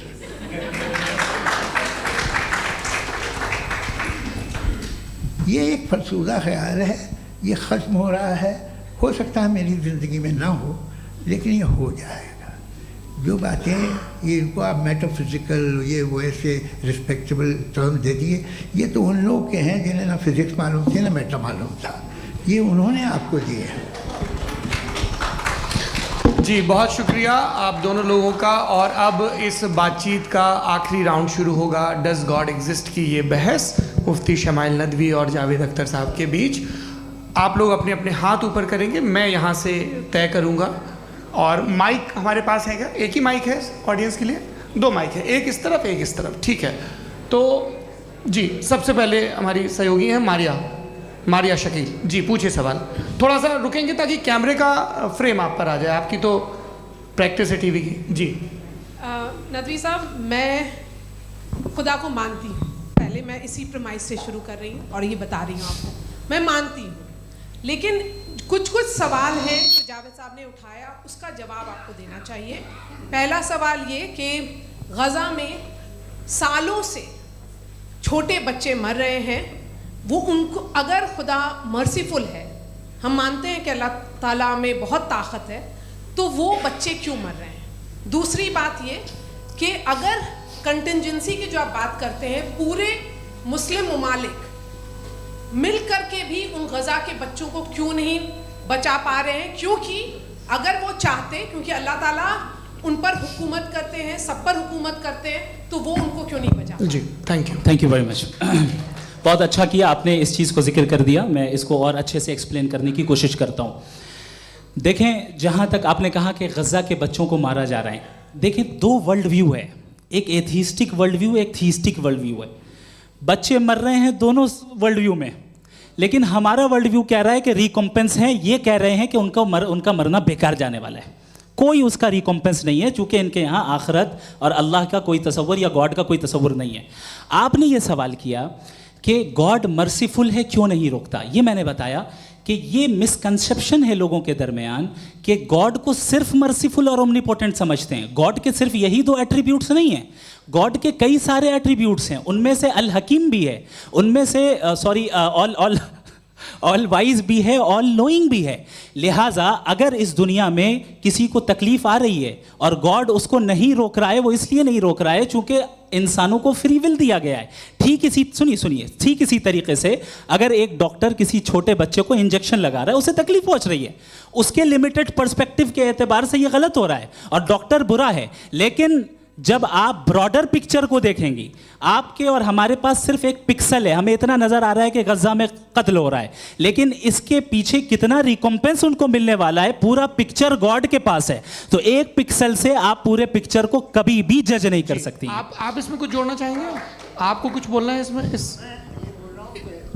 भैया आपने बहुत अच्छा जस्टिफिकेशन दिया।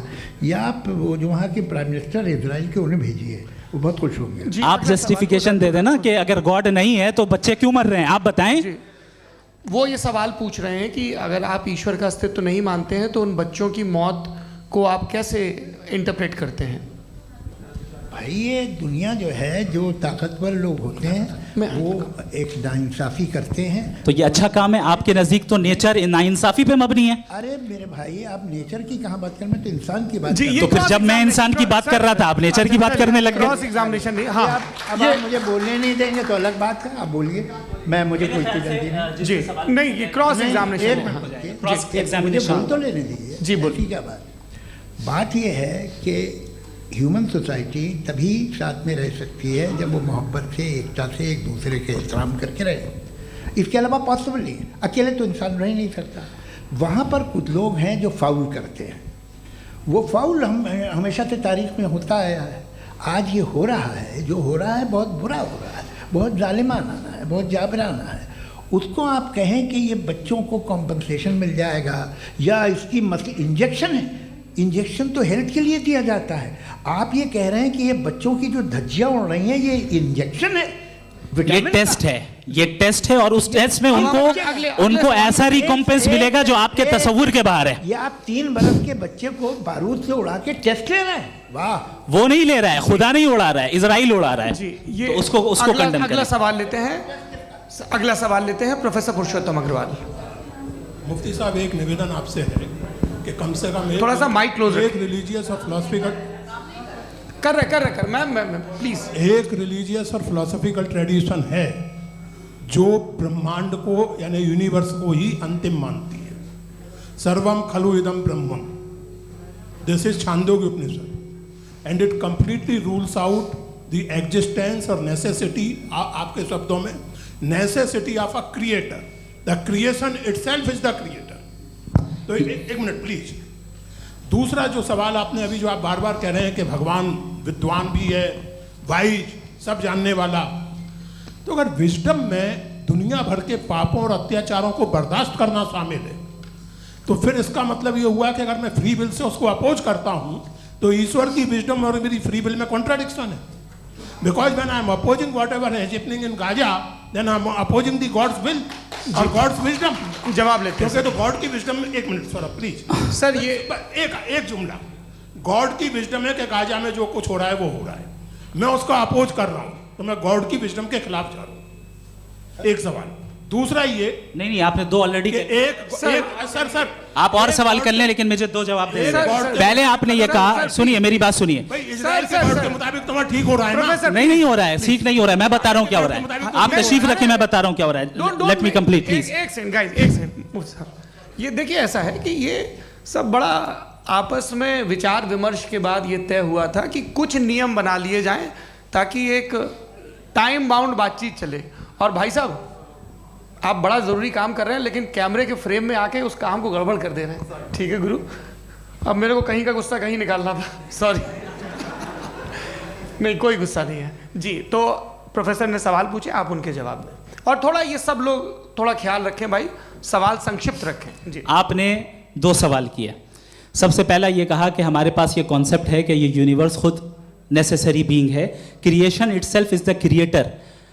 हाउ इरैशनल इज दिस कि मैं एग्जिस्ट करूंगा बाद में, लेकिन अभी एग्जिस्ट कर भी रहा हूं, यानी एक ही टाइम में एग्जिस्ट भी कर रहे हैं, नहीं भी कर रहे हैं। This is not true.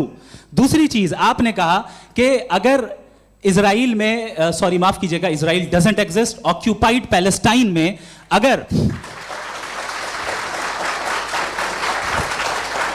अगर ऑक्यूपाइड पैलेस्टाइन में बच्चों को मारा जा रहा है फ्री विल की वजह से और गॉड नहीं रोक रहा, ये कॉन्ट्रडिक्शन है। ये बताइए कि एक एग्जाम में एक बच्चा गलत आंसर लिख रहा है, सुनिए, एग्जामिनर चाहे तो रोक सकता है, क्यों नहीं रोक रहा है?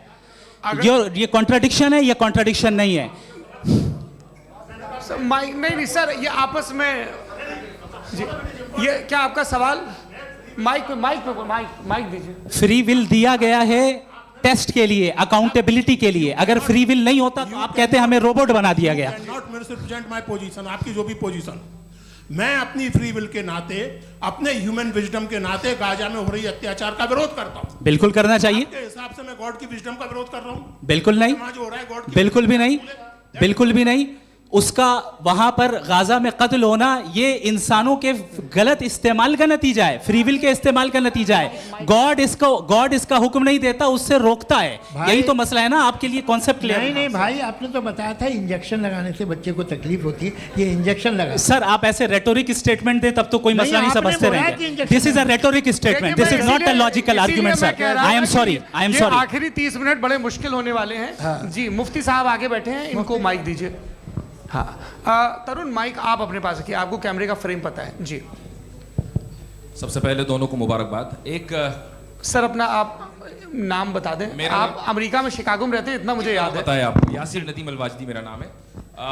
जावेद सर आपसे एक क्वेश्चन है इन्फिनिट रिग्रेस के ताल्लुक से। एक हाइपोथेटिकल सिनेरियो है, मसलन अगर आप सर माइक थोड़ा सा प्लीज क्लोज रखिए। ओके जी अगर आप शायर इसलिए हैं कि आपके कोई उस्ताद शायर थे, और वो इसलिए शायर थे कि उनके कोई उस्ताद शायर थे, और इसी तरीके से हम माजी में पीछे चलते चलते चले जाएं और कहीं ना रुके, तो माफ़ कीजिएगा आप कभी शायर नहीं हो सकते। लेकिन आप शायर हैं, आपका शायर एग्जिस्ट करता है, इसका मतलब ये है कि आप कहीं ना कहीं रुके हैं। तो मेरा सवाल ये है कि क्या आप इन्फिनिट रिग्रेस ऑफ कॉजेस को लॉजिकल फैलेसी मानते हैं या नहीं मानते? हाँ या ना? मैं इन्हें लॉजिकल फैलेसी नहीं मानता हूँ, लेकिन मेरा प्रॉब्लम यह है कि जब मैं नहीं मानता हूँ तो I continue with this logic जो फैलेसी नहीं हो। आप एक जगह रुक जाते हैं जाके, आप कहते हैं ये गेंद कैसे बनी, ये जजीरा कैसे बना, ये समंदर कैसे बना, ये ज़मीन कैसे बनी, और अचानक गॉड पे जाके आपको ब्रेक लग जाता है। एक बार आप सवाल नहीं करते कि भाई इनको बनाने वाला तो इनसे भी कॉम्प्लिकेटेड होगा, वो कैसे बना, उसके बारे में आपने इत्मीनान कर लिया, वो हमेशा से है। तो अगर आप उसे हमेशा से मानते हैं तो फिर ये मान लीजिए कि कायनात हमेशा से है, क्या तकलीफ? फिर हम वजूद में नहीं आते जी है। हम मौजूद नहीं। अच्छा सर क्यों नहीं होता? मैं बताऊँ प्लीज। जैसे मैंने मिसाल दी आपके शेर की, आपका शेर कभी वजूद में ना आता अगर शायर इसी तरह चलते रहते हमेशा। जी माइक मेरे ख्याल से एक सेकंड, इन्फिनिट रिग्रेस का कॉन्सेप्ट क्लियर नहीं हो पाया। सर रहने दें, लेट्स मूव ऑन सर। ठीक है। हाँ थोड़ा सा मॉडरेटर का भी ख्याल रखें। नहीं आपने तो रखा है, आपने रखा है। यहाँ पे गौहर रजा साहब हैं, वो भी एक सवाल पूछना चाहते हैं। माइक नीचे से ऑन कर दिए नीचे। पहले तो ये कह दूं कि मैं उन बच्चों से शर्मिंदा हूं जिनको गज़ा में कत्ल किया गया, क्योंकि हमारे होते हुए कत्ल किया गया। लेकिन उससे ज़्यादा शर्मिंदगी इस बात से हुई कि मुझे लगा कि मुफ्ती साहब उसको जस्टिफाई कर रहे हैं। बिल्कुल भी नहीं, आप बहुत ही गलत। मुझे लगा मैं गलत हो सकता हूं। बिल्कुल गलत मैं है। सवाल पूछ रहा हूँ, मैं सवाल पूछ रहा हूँ। मैं जावेद भाई से डिसएग्री करता हूँ। एक सेकंड देखिए, अगर देखिए ऐसा, एक सेकंड आप सर वेट, अरे आप कुछ मेरे पहले मुझे अपनी बात कह लेने दीजिए। अगर ऑडियंस तय करेगी तो फिर मॉडरेटर का मतलब नहीं। मेरा आप सबसे ये कहना है, ये बहस दो लोगों के बीच में है, एक तरफ मुफ्ती साहब, एक तरफ जावेद साहब। पिछले 1.5 घंटे से ये लोग अपने अपने तर्क रख रहे हैं। आपकी इनसे इत्तेफाकी हो सकती है, ना इत्तेफाकी हो सकती है। मेरे उस्ताद मुझे सिखा गए हैं कि मुखामुखम में असहमति की गुंजाइश बची रहनी चाहिए। अगर मैं आपकी बहुत इज्जत करता हूँ गौहर साहब, आपने जो कमाल की किताबें लिखी, साइंटिफिक टेम्परामेंट, लेकिन मेरी ये गुजारिश है आप सबसे कि यदि आप इन लोगों ने जो बोला उन पर टिप्पणियां करेंगे तो ना वक्त की पाबंदी रहेगी, ना वो अनुशासन। आप सवाल पूछ लें, उस सवाल में जो बात आ जाए वो आ जाए। मैं जावेद साहब से डिसएग्री करता हूं, इसलिए जावेद साहब से सवाल पूछ रहा हूं। आपका सवाल जावेद अख्तर साहब से। और सवाल ये है मेरा कि जावेद साहब ने कई बार लॉजिक का इस्तेमाल किया कि साइंस में लॉजिक है और रिलीजन में लॉजिक नहीं है। मेरा ख्याल ये है कि रिलीजन में भी लॉजिक है, लेकिन उस लॉजिक की बेसिस ये है कि आप रुक जाते हैं, जिसका जिक्र जावेद साहब ने बार बार किया, यानी खुदा के तसव्वुर पे आते हुए, गॉड के तसव्वुर पे आते हुए रुक जाते हैं। और इसमें सवाल पूछना मतलब फॉरबिडन होता है। सवाल यह है कि क्या जावेद साहब इससे एग्री करते हैं कि साइंस की लॉजिक अलग है और रिलीजन की लॉजिक अलग है। बताइए सर। देखिए, तीन चीज़ें हैं। साइंस है, एक है मंतिक है, इस्तिदलाल है, और एक जो है कुछ भी नहीं है, फेथ है, अकीदा है। मैं अकीदे की लॉजिक का कायल नहीं हूँ। मुझे आप इस्तिदलाल से, लॉजिक से, रीज़न से समझाइए, मैं मानने को तैयार हूँ, मेरा क्या नुकसान होगा। लेकिन ये कि अकीदे पे मैं नहीं जा सकता हूँ। अकीदे का मतलब है कि तुम ये मान लो, सवाल ना करो, ये नहीं। आप सारी बातें करके, बड़ी साइंटिफिक बातें करके एक जगह जाके खुदा के हुदूद पे रुक जाते हैं, सरेंडर कर देते हैं। मैं सरेंडर करने को तैयार नहीं। That's all. जी, ये आगे सर बैठे हुए हैं, इनको माइक दीजिए। भाई वो आप पूछना चाह रहे थे ना भाई? हाँ, नहीं मैं ये थैंक यू जी। आपका नाम? आसिम इफ्तिखार। आसिम जी, पूछिए। सर, जावेद सर से सवाल है कि आपने अपने माइक थोड़ा करीब रखिए। अपने क्लोजिंग स्टेटमेंट में ये बात कही थी कि मज़हब का जो फ्यूचर है वो ज़्यादा दिन नहीं जाने वाला है, लेकिन मैं देख पा रहा हूँ कि जो ऑक्सफोर्ड यूनिवर्सिटी की एक स्टडी है 2011 में हुई है, जिसके 50 एकेडमिशियंस ने इसको अंजाम दिया था, उसमें वो ये कहते हैं कि जो फेथ इन गॉड है वो इनबिल्ट है ह्यूमन नेचर के अंदर, जिसको हम कहते हैं फितरत के अंदर शामिल है वो। और वो ये कहते हैं कि अगर कोई ये समझता है कि मज़हब को वो ख़त्म कर देगा तो ये उसकी गलत फहमी है। तो आप इसके बारे में, इस स्टडीज़ के बारे में क्या कहते हैं? ठीक है, मैं उनसे एग्री नहीं करता हूँ। वो कौन से प्रोफेसर होंगे? ऐसा उनके क्या पास डेटा है, इन्होंने डेटा के बेस होगा। डेटा क्या हो सकता है? फ्यूचर का डेटा तो नहीं हो सकता ना उनके पास, प्रेजेंट का डेटा हो सकता है।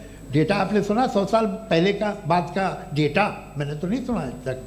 तो आज उनकी ये राय है और होगी राय, ठीक है। दुनिया में तरह तरह की राय है लोग, लेकिन मैं समझता हूँ कि वक्त के साथ इंसान ज़्यादा से ज़्यादा रीज़नेबल और लॉजिकल होता जा रहा है।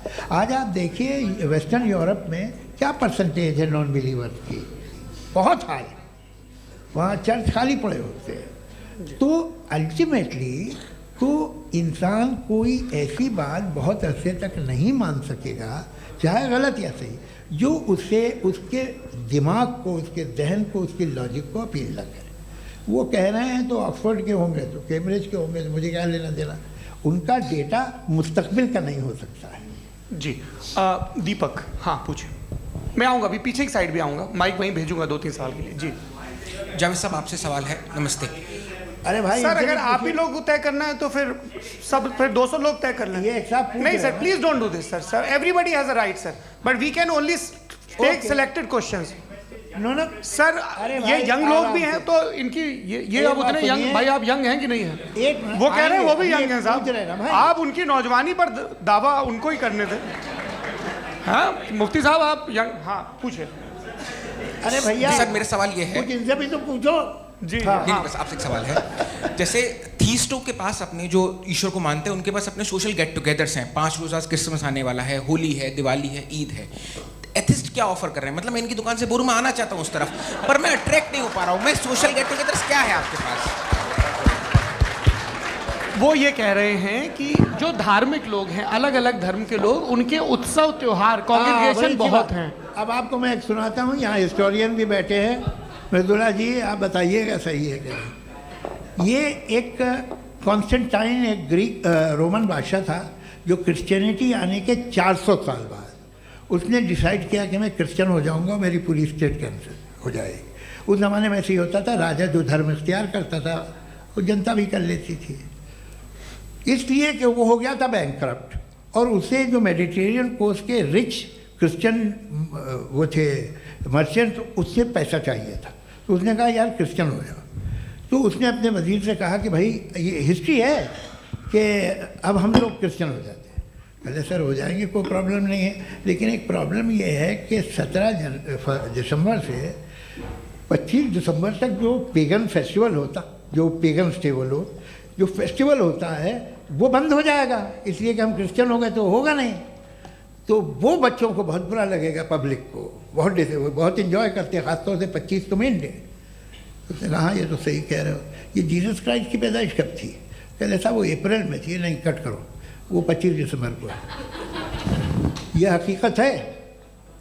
और 400 साल बाद क्रिश्चियनिटी के अप्रैल से दिसंबर ले आए, और इसलिए कि यहाँ पेगन फेस्टिवल होता था। अब मनाते हैं आप आराम से। ये जो सारे फेस्टिवल हैं ये रिलीजन से, हर एक को एक इंटरटेनमेंट डिपार्टमेंट चाहिए होता है अपनी कंपनी चलाने के लिए। तो ये रिलीजन ने, ये सेकुलर त्यौहार थे जिन्हें रिलीजन्स ने ले लिया है। ये मौसम के थे, फसलों के थे, किसानों के थे, उसको आपने लेके रिलीजियस रंग दे दिया। ये कोई रिलीजन से थोड़ी आए आप। अच्छा हमें देखिए, हम तो मुल्द हैं, हम ईद मनाते हैं, हम दिवाली मनाते हैं, हम होली मनाते हैं, हम क्रिसमस मनाते हैं। बम्बई की फिल्म इंडस्ट्री की सबसे बड़ी होली हमारे घर में होती है, सबसे बड़ी ईद हमारे घर में होती है। वो हमारी सोशल वो है, हमारा हेरिटेज है। ऐसा थोड़ी है कि we will throw the baby along with the water. ये तो अच्छी चीज़ है, इन्हें रखो, जो बेकार है फेंक दो। जी हाँ। हेलो जी, मेरा सवाल नादवी जी से है। जैसा कि आपने बोला कि गॉड टाइम के भी परे हैं और गॉड इतनी कॉम्प्लेक्स चीज़ है कि उसे ह्यूमन माइंड समझ नहीं सकता, और गॉड ने अर्थ पे फ्री विल भी दे दी है, तो आप अपना वक्त ज़ाया क्यों कर रहे हैं गॉड के बारे में बात करके? अपन को तो बात करनी चाहिए कि सोसाइटी को बेहतर कैसे करें। जी, मैं गॉड वही बताता है सोसाइटी को कैसे बेहतर करें। अभी मैं आपका जवाब देता हूँ। आपने कहा कि टाइम पे वो एग्जिस्ट नहीं करता, नहीं, मेरा सवाल ये है कि जैसा आपने बोला कि गॉड बहुत ही कॉम्प्लेक्स चीज़ है। मैंने कहा ही नहीं कि कॉम्प्लेक्स है, तो आपके अल्फाज हैं। कॉम्प्लेक्स का लफ्ज गॉड के लिए सुइटेबल नहीं है। क्यों? क्योंकि कॉम्प्लेक्स वो चीज़ें होती हैं जो ऑब्जेक्ट हो। God is not an object जिसको आप इंस्ट्रूमेंट के जरिए लेबोरेटरी में जाके टेस्ट करें, oh it's very complex. No, वो कोई कार का इंजन नहीं है। वो फिलोसॉफिकली नेसेसरी बीइंग ऐसी बीइंग है जो सिंपल बीइंग है। हाँ, आप उसको मुकम्मल तौर पे उसकी तमाम हिकमतों को जान ले और हर चीज़ को जान ले, ये पॉसिबल नहीं है, क्योंकि वो ऑल वाइज है, आप ऑल वाइज नहीं है, और वो खुदा है, वो आपको सारी चीज़ें बता दे, ये ज़रूरी नहीं। मेरा सवाल ये नहीं था। मेरा सवाल ये था कि जब गॉड इतना परे है इस दुनिया से कि उसने अर्थ पे फ्री विल भी दी है, हम सब ह्यूमंस की फ्री विल है, और जो सोसाइटी में हो रहा है वो अपन लोग डिसाइड करेंगे, तो अपन लोग डिसाइड नहीं करेंगे ना, अपन लोग डिसाइड नहीं करेंगे। गॉड जो है, गॉड ने वो उसकी जात, उसकी एग्जिस्टेंस टाइम एंड स्पेस से परे है, लेकिन वो हमारा टेस्ट ले रहा है और उसी गॉड ने हमें बताया कि तुम्हें क्या करना है क्या नहीं करना है, तो जाहिर उस गॉड की बात सुनेंगे ना हम। जी, वो पीछे एक चश्मा लगाए जो मैम खड़ी हैं, उनको दीजिए। हाँ, आप जी जी बिल्कुल आएंगे। देखिए मैं कोशिश कर रहा हूँ सब तरफ जाने की। हाँ, उनको दीजिए माइक। जी, हेलो सर, मैं ओमनी प्रेजेंट नहीं हूँ, टाइम पाबंद हूँ और जहाँ तक कोशिश कर सकता हूँ करूँगा। जी, अपना नाम बताइए। मेरा नाम उर्सुला है, मैं दिल्ली यूनिवर्सिटी की एक स्टूडेंट हूँ और मैं स्टूडेंट फेडरेशन ऑफ इंडिया से हूँ। मेरा सवाल मुफ्ती जी से है कि इस हॉल के इस कमरे में बैठ के हम लोग रेप की मोरालिटी के बारे में फिलोसफिकली बात तो कर सकते हैं, बट असलियत ये है कि रोज़मर्रा की ज़िंदगी में औरतें रेप के थ्रू गुजरती हैं, और हम लोग सिर्फ नंबर्स पे इस तरह नहीं देख सकते, क्योंकि कितनी औरतें हैं इन कंट्रीज़ में जहाँ पे आप बता रहे हैं कि केसेस कम हैं, जिनका एक्सेस है कि वो जाके केस फाइल कर सकें। कितनी औरतें हैं जो जिनको काम करने की आज़ादी है उन कंट्रीज़ में। यूरोप में ये आज़ादी आ गई, यूरोप में ये रूल्स आ गए, तो हम आज उसके बारे में बात कर पा रहे हैं। जी, जवाब। आपने ये कहा कि कमरे में बंद होकर हम लोग इस पर फिलोसफिकली बात कर सकते हैं, लेकिन हकीकत में क्या हो रहा है, वो ग्राउंड लेवल पे क्या हो रहा है जो बहुत गलत हो रहा है, और वो सफ़र कर रही हैं। आई एग्री, बहुत गलत हो रहा है, और जो गलत हो रहा है उसको हमें रोकना है।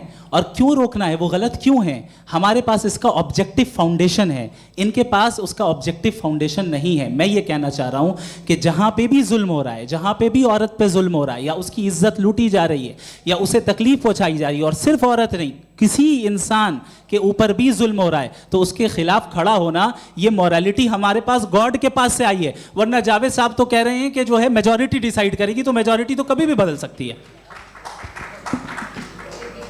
क्या आप नातू? हाँ। ये थोड़ी सी आपको गलतफहमी है। मैं अगर मेरे जुमले से ये मदनत निकला या मैंने कहा, तो ये जुमला मैं वापस लेता हूँ। ये मेरा मतलब ही नहीं था कि मेजॉरिटी डिसाइड करेगी। मेजॉरिटी डिसाइड करे तो दुनिया में बड़ी, वैसे आपने कहा था ये जुमला। अच्छा, हो सकता है, मैं मान रहा हूँ, बाद में रिकैप कर लेंगे। अरे एक सेकंड, मैं अपनी एक्सप्लेनेशन देता हूँ।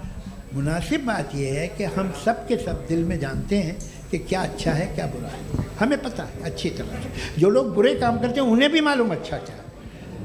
यही तो सवाल था हजरत सर, कि फिर सर, ये मोरालिटी आई कहाँ से? क्रॉस एग्जामिनेशन, हाँ जी, हाँ जी। मोरालिटी साथ रहने की डिजायर से आई है। यानी साथ रहकर जो कुछ कह दे जो कुछ कर दे वो हो जाएगा? नहीं नहीं, तो आप कायदे से रह ही कर सकते हैं जब तक लोगों में मोरालिटी हो, वरना क्यास हो जाएगा। ये आपको कैसे पता? जी, हमने देखा ना जहाँ मोरालिटी का क्यास हो गया, हम देखते हैं। कहाँ पे देखते भाई अरे, दुनिया में आप जो ये- कह रहे हैं आप एक अभी कहीं मैं पे आप अगर लोगों गलत को हो रहा है इस बहस तो के उसको बाद आप मैं गलत लोगों देखिए। को आप सर, मुफ्ती आप साहब, मैं- एपिस्टिमोलॉजी मुफ्ती की साहब, बात मुफ्ती कर रहे हैं, मैं साहब, ऑन्टोलॉजी की अरे बात मुफ्ती कर रहा साहब, हूँ। मैं इस बहस के फाउंडेशन बाद आप क्या है? दोनों लोगों को चाय पे फाउंडेशन होस्ट करूंगा, वहां पे क्रॉस एग्जामिनेशन कर लीजिएगा। अभी ऑडियंस का हक मार रहे हैं आप लोग भाई, सर, जस्ट लोग हैं आप लोग।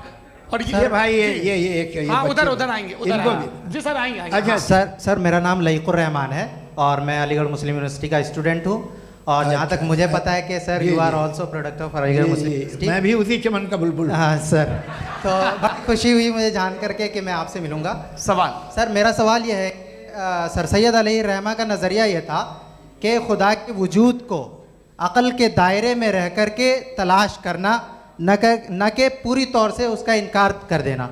Sir how will you define it? नहीं तो ये तो आप इन्हें बताइए। ये सर, सवाल अक़ल में रह आपसे। के खुदा का वजूद साबित कर रहे हैं। नहीं तो सर आपने सैयद इनकार ने मना किया। कर रखा है, इस वजह से मेरा क्वेश्चन उन्होंने आपसे। यही सर से एक सेकंड, सर सैयद ने यही कहा ना कि जी। अकल से आप खुदा के वजूद को साबित नहीं कर सकते, यही कहा ना भाई। वो उन्होंने कहा कर सकते हैं और वो कर दिया गया आज। वो फोन दो। तलाश करना या साबित करना अकल से अकल से नहीं सर, हो सकता। सर, अरे सवाल तो सुन लीजिए जी। अकल से नहीं हो सकता है, यही कहा ना आपने। अकल से हो सकता है। अरे वो यही कह रहे हैं भाई, आप बता रहे हो सकता है, वो तो कुछ और। आप अगर सर देखो नौजवान, फोन ले लो, वो इतनी बोले। कमाल की यूनिवर्सिटी है। अरे भाई दे दो मेरी ना बात जरा तो- 1 मिनट, अरे दे दो मेरे भाई माइक। मेरी बात सुनो, नहीं, माइक मैं पे समझ- बोलो ताकि जो लाखों लोग देख रहे हैं माइक दे दो ना। अरे देंगे ना माइक, तुम ठहरो तो। हाँ सर मेरा सवाल ये था कि सर सैयद अलैहिर्रहमा का एक नज़रिया था अपना कि खुदा का जो वजूद है उसको अक़ल के दायरे में रह कर के तलाश करना है, न कि पूरे तौर से इनकार कर देना है। ये उनका कॉन्सेप्ट था। लेकिन मेरा सवाल ये है कि आप इसको कैसे डिफाइन करते हैं, एक्सप्लेन कैसे करेंगे, मैं आपसे जानना चाहता हूँ, क्योंकि you are the product of Aligarh Muslim University. मुझे अकल के दायरे में रख के मैंने बहुत तलाश की, मुझे मिला नहीं। हाँ ये इधर उधर वो चश्मा लगाए जो, हाँ उनको दे दीजिए। जी जी फटाफट पूछिए, बस 5 मिनट है, 5 मिनट में खत्म हो रहा है। हाँ अस्सलाम वालेकुम मुफ्ती साहब। एंड मेरा सवाल जावेद अख्तर साहब से। क्या नाम है आपका? अरे भैया सब मुझे तो पूछ रहे हो। फैज फैज फैज पूछिए फैज साहब। तो मेरा सवाल ये है कि अभी जो एथियस्ट है वो problem of evil argument use कर रहे हैं अगेंस्ट मुस्लिम्स, राइट? कि इस दुनिया में इतना सारा ईविल है और अगेंस्ट मुस्लिम तो यहाँ अगेंस्ट थियस्ट। हाँ थोड़ा सा करेक्ट कर लीजिए भाई, पूरी मशक्कत ही इसी बात की थी कि किसी एक मजहब पे बात ना टिके। जी, तो बेसिकली ये आर्ग्यूमेंट ऐसा है कि इस दुनिया में इतना ज़्यादा ईवल एग्जिस्ट करता है और अगर एक ऑल गुड गॉड है तो वो रोकता क्यों नहीं है? लेकिन इस सवाल में एक हिडन अजम्पशन ये है कि इस दुनिया में ईवल एग्जिस्ट करता है। अब एथियस्ट ये कैसे ऑन्टोलॉजिकली प्रूव कर सकते हैं कि इस दुनिया में ईवल एग्जिस्ट करता है? मैं आपको बताता हूँ, थोड़ा सा समझा। नहीं सर, हम लोग इनको सुनने आए। नहीं please don't do that. I want to explain ontology. नहीं हम समझ गए सर, इनको अब जवाब देने दीजिए। अच्छा सवाल पूछ लो। मैं अभी तक क्या था वो मैं थोड़ा सा ऐड ऑन कर लेता हूँ। तुम गुरु, तो हम जब इसका राउंड 13 करेंगे ना तब तुमको स्टेज पे बिठाएंगे। जी तो हाँ जल्दी से। तो देखिए एथियज्म के हिसाब से सब कुछ रैंडमली बन गया है, सब कुछ एटम्स और मॉलिक्यूल्स है। एक पत्थर में और मुझ में सिर्फ इतना फर्क है कि हम लोग एटम्स और मॉलिक्यूल्स का अलग अलग रीअरेंजमेंट है। अब एक पत्थर को कोई इंसान तलवार से 2 टुकड़ों में काट दे या मुझे, according to atheism it is same, there is no evil and good according to atheism. जी अच्छा, फैज साहब का सवाल ये है कि हाँ कोशिश भी करते तो इससे गलत सवाल नहीं कर पाते। एक लाइफ फॉर्म है और लाइफ फॉर्म में फीलिंग्स हैं, मतलब लाइफ फॉर्म सुनता है, देखता है, टेस्ट कर सकता है, फील कर सकता है, तो उसकी जो ये जो क्वालिटी इस बबल में आ गई हैं वो जानवर में भी है, इंसान में भी है। तो जाहिर है कि उसे कोई तकलीफ पहुंचेगी, तो चूंकि उसके पास वो सेंसिटिविटी है तो मैं करेगा, पत्थर में वो सेंसिटिविटी नहीं है। तो ये क्या सवाल हुआ कि अगर पत्थर को काटा तो पत्थर को तकलीफ नहीं होती, तो आपको काटे तो आपको क्यों तकलीफ हो? बैठ जाइए। जी हाँ अगला सवाल। हाँ पूछिए। जी जावेद अख्तर साहब, अरे भैया, सब आप लोग मुफ्ती साहब को छोड़ रहे हैं, तो मेरे ही पीछे पड़े हैं क्या? फिर चलो बोलो भाई। You asked how God can exist when children die in Gaza. हाँ? You asked how God can exist when children die in Gaza, and you also mentioned the rise of atheism in Europe. But the same events also are leading many atheists and non-believers to turn towards faith. How do you interpret this contradiction, where suffering pushes some away from God, yet brings others closer to belief? देखिए, आपको एक बात बताऊं, दुनिया perfect तो कहीं भी नहीं है, हर जगह कुछ खामियां हैं। बेटा एक मिनट, मैं आप ही को कहेंगे, देखो वो तो कुछ खामियां, कमज़ोरियां, खराबियां सब जगह है। लेकिन अगर देखोगे ईमानदारी से कि दुनिया सबसे ज़्यादा महज़ब कहाँ है, एक आम शहरी को कहाँ हुकूक हासिल हैं, वो बोल सकता है, अपनी मर्ज़ी से काम कर सकता है, अपनी मर्ज़ी से राय दे सकता है, हुकूमत के ख़िलाफ़ बोल सकता है, बरसर इक़्तिदार लोगों के बारे में बोल सकता है, सरमायादारों के ख़िलाफ़ बोल सकता है। तो आपको ये स्कैंडिनेवियन कंट्रीज़ में मिलेगा, वेस्टर्न यूरोप में मिलेगा। मैं नहीं कह रहा वो परफेक्ट है, बिल्कुल नहीं, वहाँ बहुत ख़राबियाँ भी हैं, परफेक्ट तो कोई। लेकिन जिन जिन मुल्कों में, लैटिन अमेरिका देखो, गल्फ़ देखो, वहाँ पर आपको ये ज़रूर है कि रेप नहीं होते होंगे। रेप की ज़रूरत क्या है भाई? उसको तो ख़रीद लो, घर में रखो, सड़क पर रेप करने की क्या ज़रूरत है? मगर सुनिए, मगर हकीकत ये है कि वहाँ शख्सी आज़ादी राय देने की, बोलने की नहीं है। जी, ये एक आखिरी सवाल मुफ्ती साहब से। हाँ मैम, इनको माइक दीजिए। शुक्रिया। मेरा नाम मनीषा है, मैं हरियाणा से आई हूँ। मैं मुफ्ती साहब से एक बात पूछना चाहती हूँ। आप बार बार जावेद साहब को कॉन्ट्राडिक्ट तो कर रहे हैं कि आपने ये कहा, लेकिन आप भी अजम्पशंस के बेसिस पे बात कर रहे हैं। आपने खुदा के होने का कौन सा प्रूफ पेश किया है, खुदा की एग्जिस्टेंस का? अब इस सवाल को अलग रहने दीजिए, कौन एथीस्ट है कौन नहीं है। और दूसरी बात जो आपने एक छोटी सी कही थी कि ये फ्री विल का इस्तेमाल करता है इंसान अपनी, लेकिन इस फ्री विल का इस्तेमाल में मतलब खुदा ने ये दे दी सबको ये इजाज़त कि वो कितना घिनौनापन और कितने ज़्यादा ख़राब से ख़राब तरीके इस्तेमाल कर सकते हैं। जवाब सुनते जी। आप फ्री विल को मानती है ना, या अब कहती है कि फ्री विल नहीं है ना? मानती है ना? तो अब आपके पास इसका कोई एक्सप्लेनेशन नहीं है कि अगर एक इंसान उस फ्री विल का इस्तेमाल करके गलत काम कर रहा है और बच के अच्छी ज़िंदगी गुजार के निकल जा रहा है, उसका कोई रिकम्पेंस नहीं है। हमारे वर्ल्ड व्यू में जो इंसान गलत काम कर रहा है उसको भी रिकम्पेंस यानी उसका बुरा बदला मिलना है, और जो सही काम कर रहा है उसको सही बदला मिलना है। लिहाजा जो फ्री विल है वो इस तरीके से है कि एक लिमिटेड टाइम तक खुदा ने मोहलत दी है। ऐसा नहीं कि छूट दे दी, जो करना है करते रहो हमेशा। वक्त आएगा जब एग्जाम का टाइम खत्म होगा तब रिजल्ट आएगा, दौराने एग्जाम जबरदस्ती आपको नहीं बताया जाएगा। अरे भाई एक सेकंड, जी सवाल मुफ्ती साहब से मेरा, मुफ्ती साहब से जी मैम रुक जाइए, आपसे फोन, आप इसके बाद आपसे माइक रहेंगे वो। हाँ बोलिए। मैं मुफ्ती साहब एक ही सवाल करता हूँ कि अगर जो हो रहा है फ्री विल से हो रहा है और एक दिन बरोज़ क़यामत इंसाफ होगा मैशर में वगैरह वगैरह, तो दुआ क्यों मांगते हैं लोग? दुआ मांगते हैं इसके मतलब है अभी भी उसने ये डिपार्टमेंट रखा है कि मैं रोज़मर्रा की ज़िंदगी में बिल्कुल ही कैन। तो तुम कैन हो, तुम मुझे नौकरी दिला देते हो, मेरे बेटे को ग्रीन कार्ड दिला देते हो, और 45,000 बच्चे मरते हो, उन्हें रोकते नहीं हो। नहीं तो क्या आप ये कह रहे हैं कि इस दुनिया में जालिमों को कभी पकड़ ही नहीं होती है? अरे जो भी पकड़ होगी वो बच्चे रोते हैं। बिल्कुल, देखिए मैंने अपने ओपनिंग स्टेटमेंट में यही कहा था कि जनाब जावेद साहब सिर्फ इमोशनल आर्गुमेंट देंगे। This is an emotional argument. ये छोटे मोटे इसके पीछे का रीजन मैंने बताया क्या है, इसके पीछे का रीजन क्या है मैंने बताया। मंच से आप लोगों को सज्जनों इसलिए कह रहा हूं ताकि थोड़ा सा आपके कॉन्शियंस पे जोर रहे कि आपको ऑर्डर बचा के रखना है। वक्त तय हुआ था, ये वक्त पूरा हुआ, आपने इतने धैर्यपूर्वक सुना, मैं आप सबका बहुत बहुत शुक्रगुजार हूं। यदि इन दोनों विद्वानों की इच्छा होगी तो कभी हम इस बातचीत का राउंड 2, राउंड 3, यही तो देखिए खूबी है इंसान की कि बहस मुबाहसे में वो पड़ा रहता है। आप लोगों ने बड़े धैर्य का परिचय दिया, बहुत बहुत शुक्रिया। इसी के साथ ये बातचीत यहाँ पे समाप्त होती है। मैं एक बात बता दूं, ये सारी बहस हो गई, अब मुफ्ती साहब और बड़े मुफ्ती साहब इन साथ के साथ मैं खाना खाने वाला हूँ। अच्छा